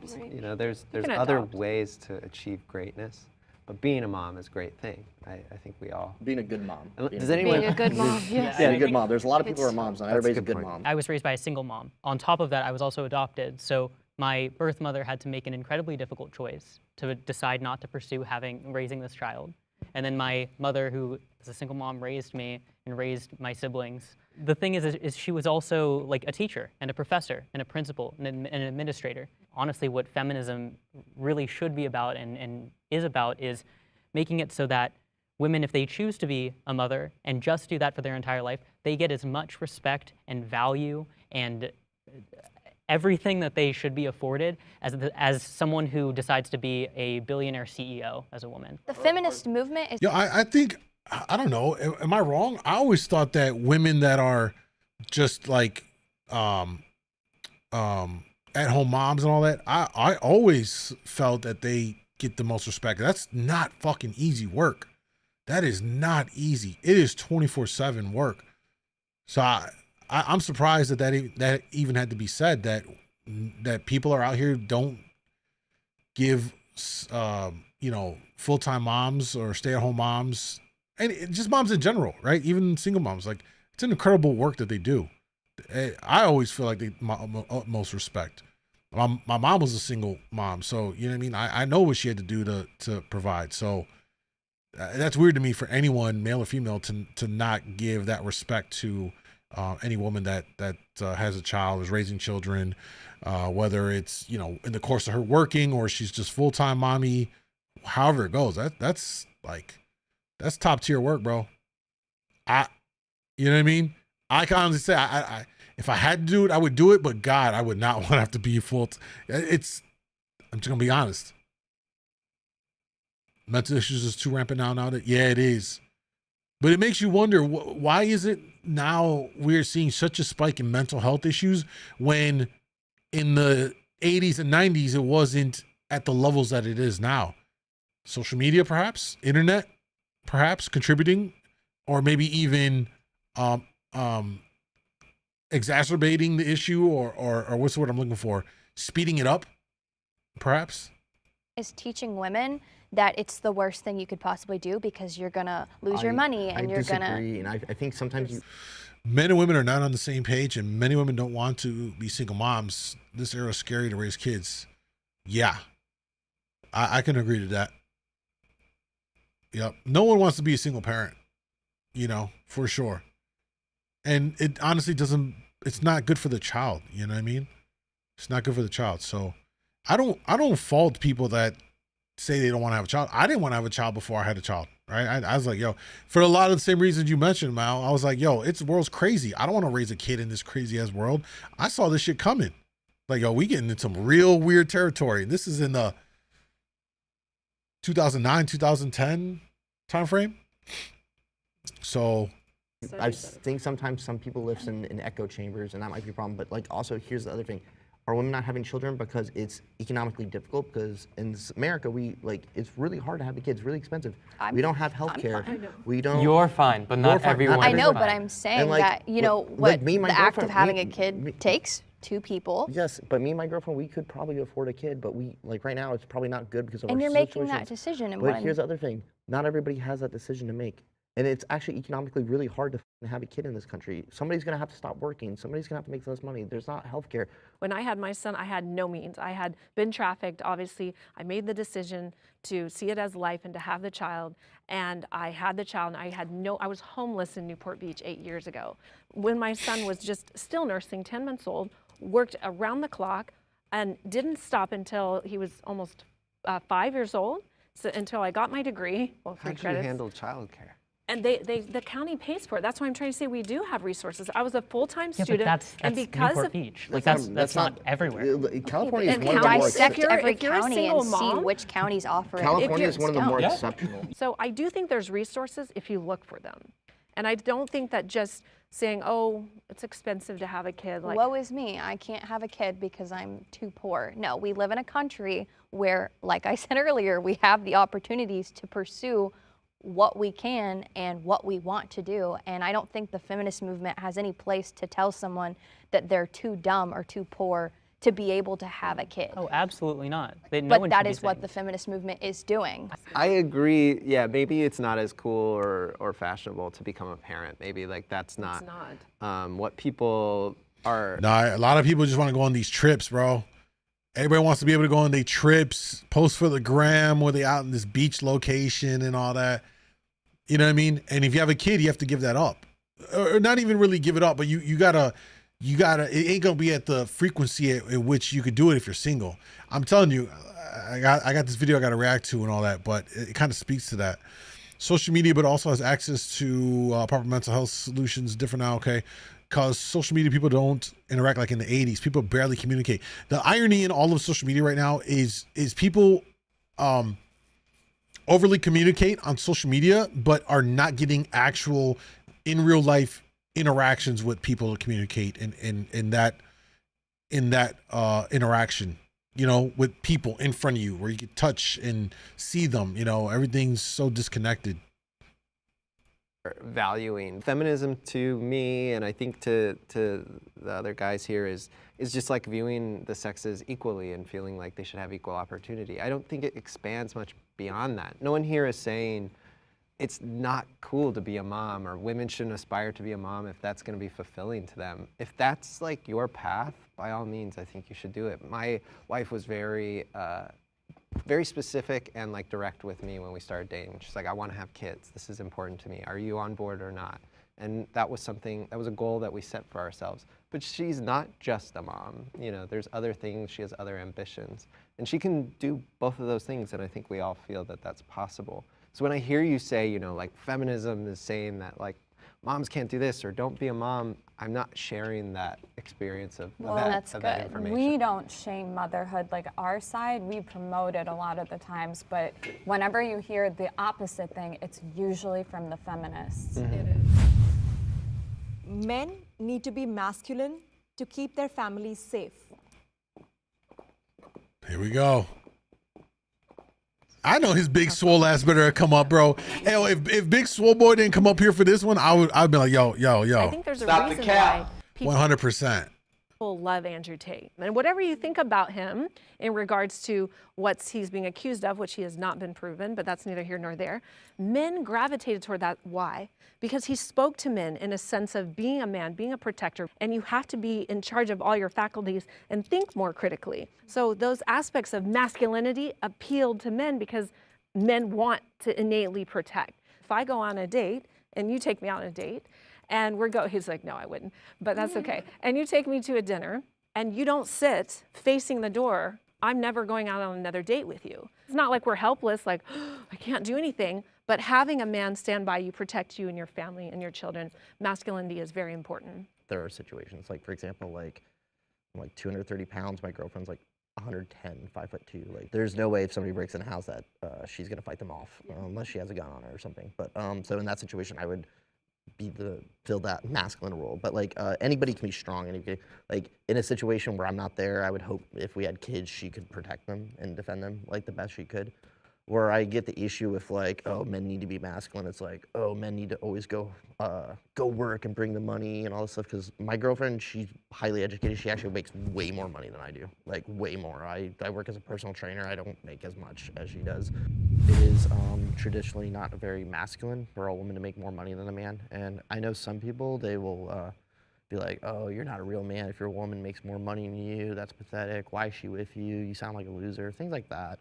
And I don't let that define my masculinity. I used to be insecure about it, but now I've grown more mature, and I feel like we're getting to a society where that's less of our problem. And like, I'll tell you what, with the way we talked about earlier and how women are, by and large, 60%, you know, filled with women, and how they're elevating themselves and getting themselves in better financial positions and all this stuff. I think more men are gonna have to come to terms with you know, their women out earning them and stuff like that. It's gonna be interesting to see how this all plays out, though. You know what I mean? Like some people might disagree with this, and like, but it's just my opinion. I think to raise a son, it's easier if you're a man. It doesn't have to be a father. It could be an uncle or some positive role model. Same thing with a positive female role model, because like, I don't know what it's like to be like a female going through puberty. But I was a young man. Right now, a lot of our young men, are misguided, and a lot of them are making bad decisions. And It's true. Because, like, a lot of these young men get this testosterone boost, their brains aren't fully developed, and they, like, the vast majority of crimes are committed by 16 to 23-year-olds. The reason I walk forward is about exactly what you just said. Men have these feelings and this aggression often deep inside them, and it's about using that aggression or those feelings that you have to protect rather than to inflict.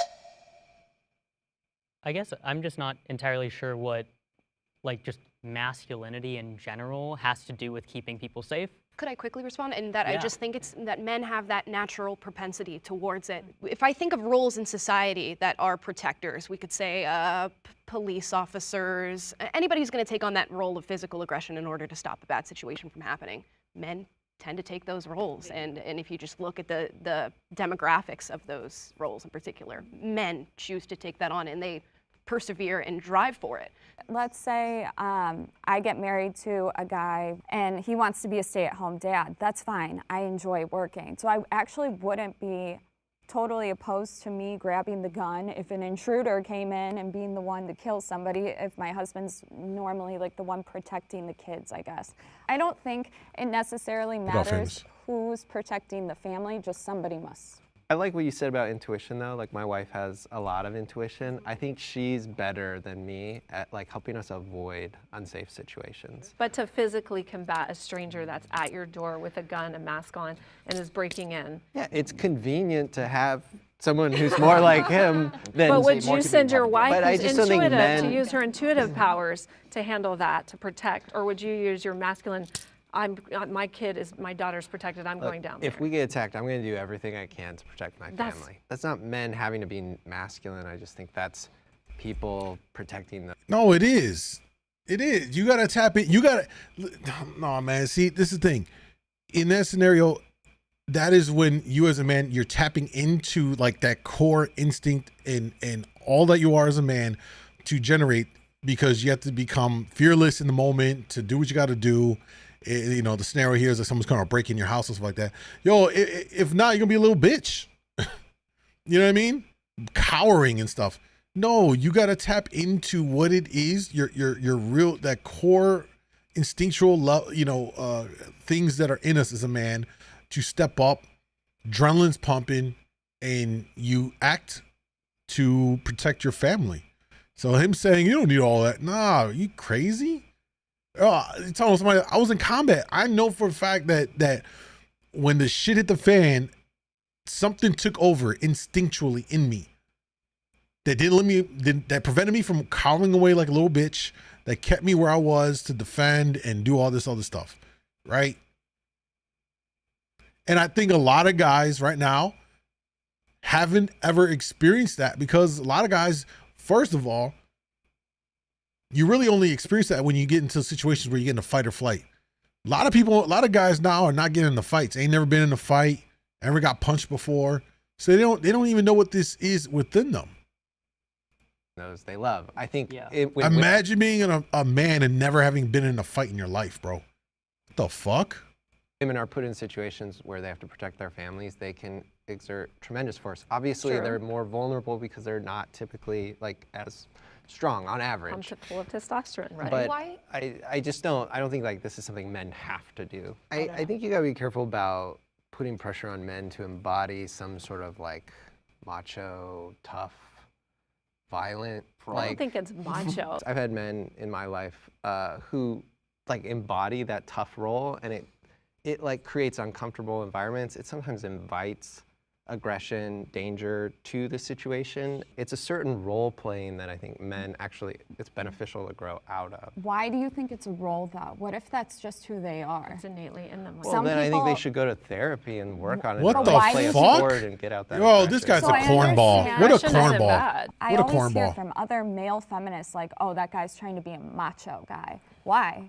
Okay, Why well, is so he here's the insecure? thing. I think sometimes it's not genuine. He's playing a character. Actually, I'm usually the one to de-escalate situations because of how I look and how I am presented. So I de-escalate. And actually, I always tell people I always encourage young men, avoid the fight. Yeah. If you can avoid it, stay away. But if you have to, obviously do what you have to do, like survive. And I would say to women or anything, but don't start and actually try to deter, get away, because violence should be always the last resort. Violence only brings more violence. the differences Never at all, between Rican. men and women should be celebrated. Factual. I'm talking about poles of energy. We have polarity in everything in the universe, from the battery. You can't put two negatives into a battery and it work. You can't put two positives, has to go flop. So there's poles day and night. Everything, yin yang, it's energy, and we are energy. I don't think everything's polar though. It is though. Why apply one lens to Well, the you whole just stepped universe? forward with the prompt that said that masculine think- men and women's Well, differences well, should be celebrated. I want to celebrate the difference between men and women, but I feel like you have this tendency to apply sometimes like these quantum or Because like it is, because we live in a these quantum universe of macro masculine ideas and to feminine everything. energy. But you It guys just do doesn't the have to same be thing too, though. I think he's just saying to celebrate differences doesn't mean we exist on two opposite poles. And I'm saying that. Yeah, so like, I'm saying that. There's things exist in nature that are triangles or triads. Like not everything's yin and yang. You know. But it kind of is. I actually believe that the masculine energy is elevated in a sense that they have more responsibility as protector, provider. And so for women, we lean to them and we look up to them as the leader. So not to say that they're not equal, but there's a little bit more responsibility in the masculine field. And without those outlines of structure, then we have chaos and we don't have a society. We have no more children because women aren't having children anymore. I don't think I fear chaos as much as you. You threw in a little nugget. I have to take it. You do see women as not. I don't see them as the same level as men. I just You're wouldn't. right. I would encourage you, like, from a loving place, to just maybe challenge that. Like, Oh, this how guy's- might your all the how might your This guy's fucking experience soft, I bro. think if you saw women, yourself? This I guy's think women fucking are soft. 4 quarters, a guy is $1. I think they're equal, they're just not the same. Yeah, I think that the prompt and what I really took to is that it's so important for you guys to celebrate your femininity and celebrate what it means to be a woman for you, and we will joyfully celebrate that with you, right? And likewise to us. However we want to express our masculinity, that should be celebrated, right? And, and whichever way you had to do it, and like I said, I don't think it's as rigid as like we want society, like some people want us to think it is, but it should be celebrated because there are innate differences that are like just biological, and there's going to be those differences, and there shouldn't be anything frowned upon, like women being like more softer or emotional. It shouldn't be something frowned upon. But if a man chooses to be that shouldn't be like, that's feminine, that's not masculine. That's we should celebrate those qualities in people. Can the disagree a step forward? Men are more enslaved than ever before. This is a tough one, huh? I agree with most of what everyone said. It's just the should. I agree that the differences between men and women can be celebrated, and I celebrate it. I think most people do to some extent. Do as you please. Yeah. I feel like it's important to celebrate it because I know for me, with gender dysphoria, I really enjoyed, emulating and having masculine traits and being a man. So being able to celebrate that and say, all right, fantastic, I can celebrate that this is a different thing than what my sex assigned at birth would tend to go for, but celebrating both sides of those things and the dichotomy that may be different is really essential to allowing anyone to really just express themselves the way they want to. Thank you guys. You guys were all amazing. I don't know. This guy right here with the button down with blue shirt, 100% the type of guy that fucking has to ask his wife for permission to go hang with the boys on the weekend. I could never, bro. Like, this shit's whack. You know what I'm saying? But yeah, I think should be celebrated. There's differences. There's nothing wrong with the fucking differences. I don't understand why it's become such a problem in these conversations about, being different is bad and this hyper equality thing. It's okay, man. Like, everyone is cool with people having a chance at equal opportunities. It doesn't guarantee equal outcomes. And in the entire time that we're talking about equality, it doesn't mean that all of a sudden it's bad that there's differences between the two genders. You know what I mean?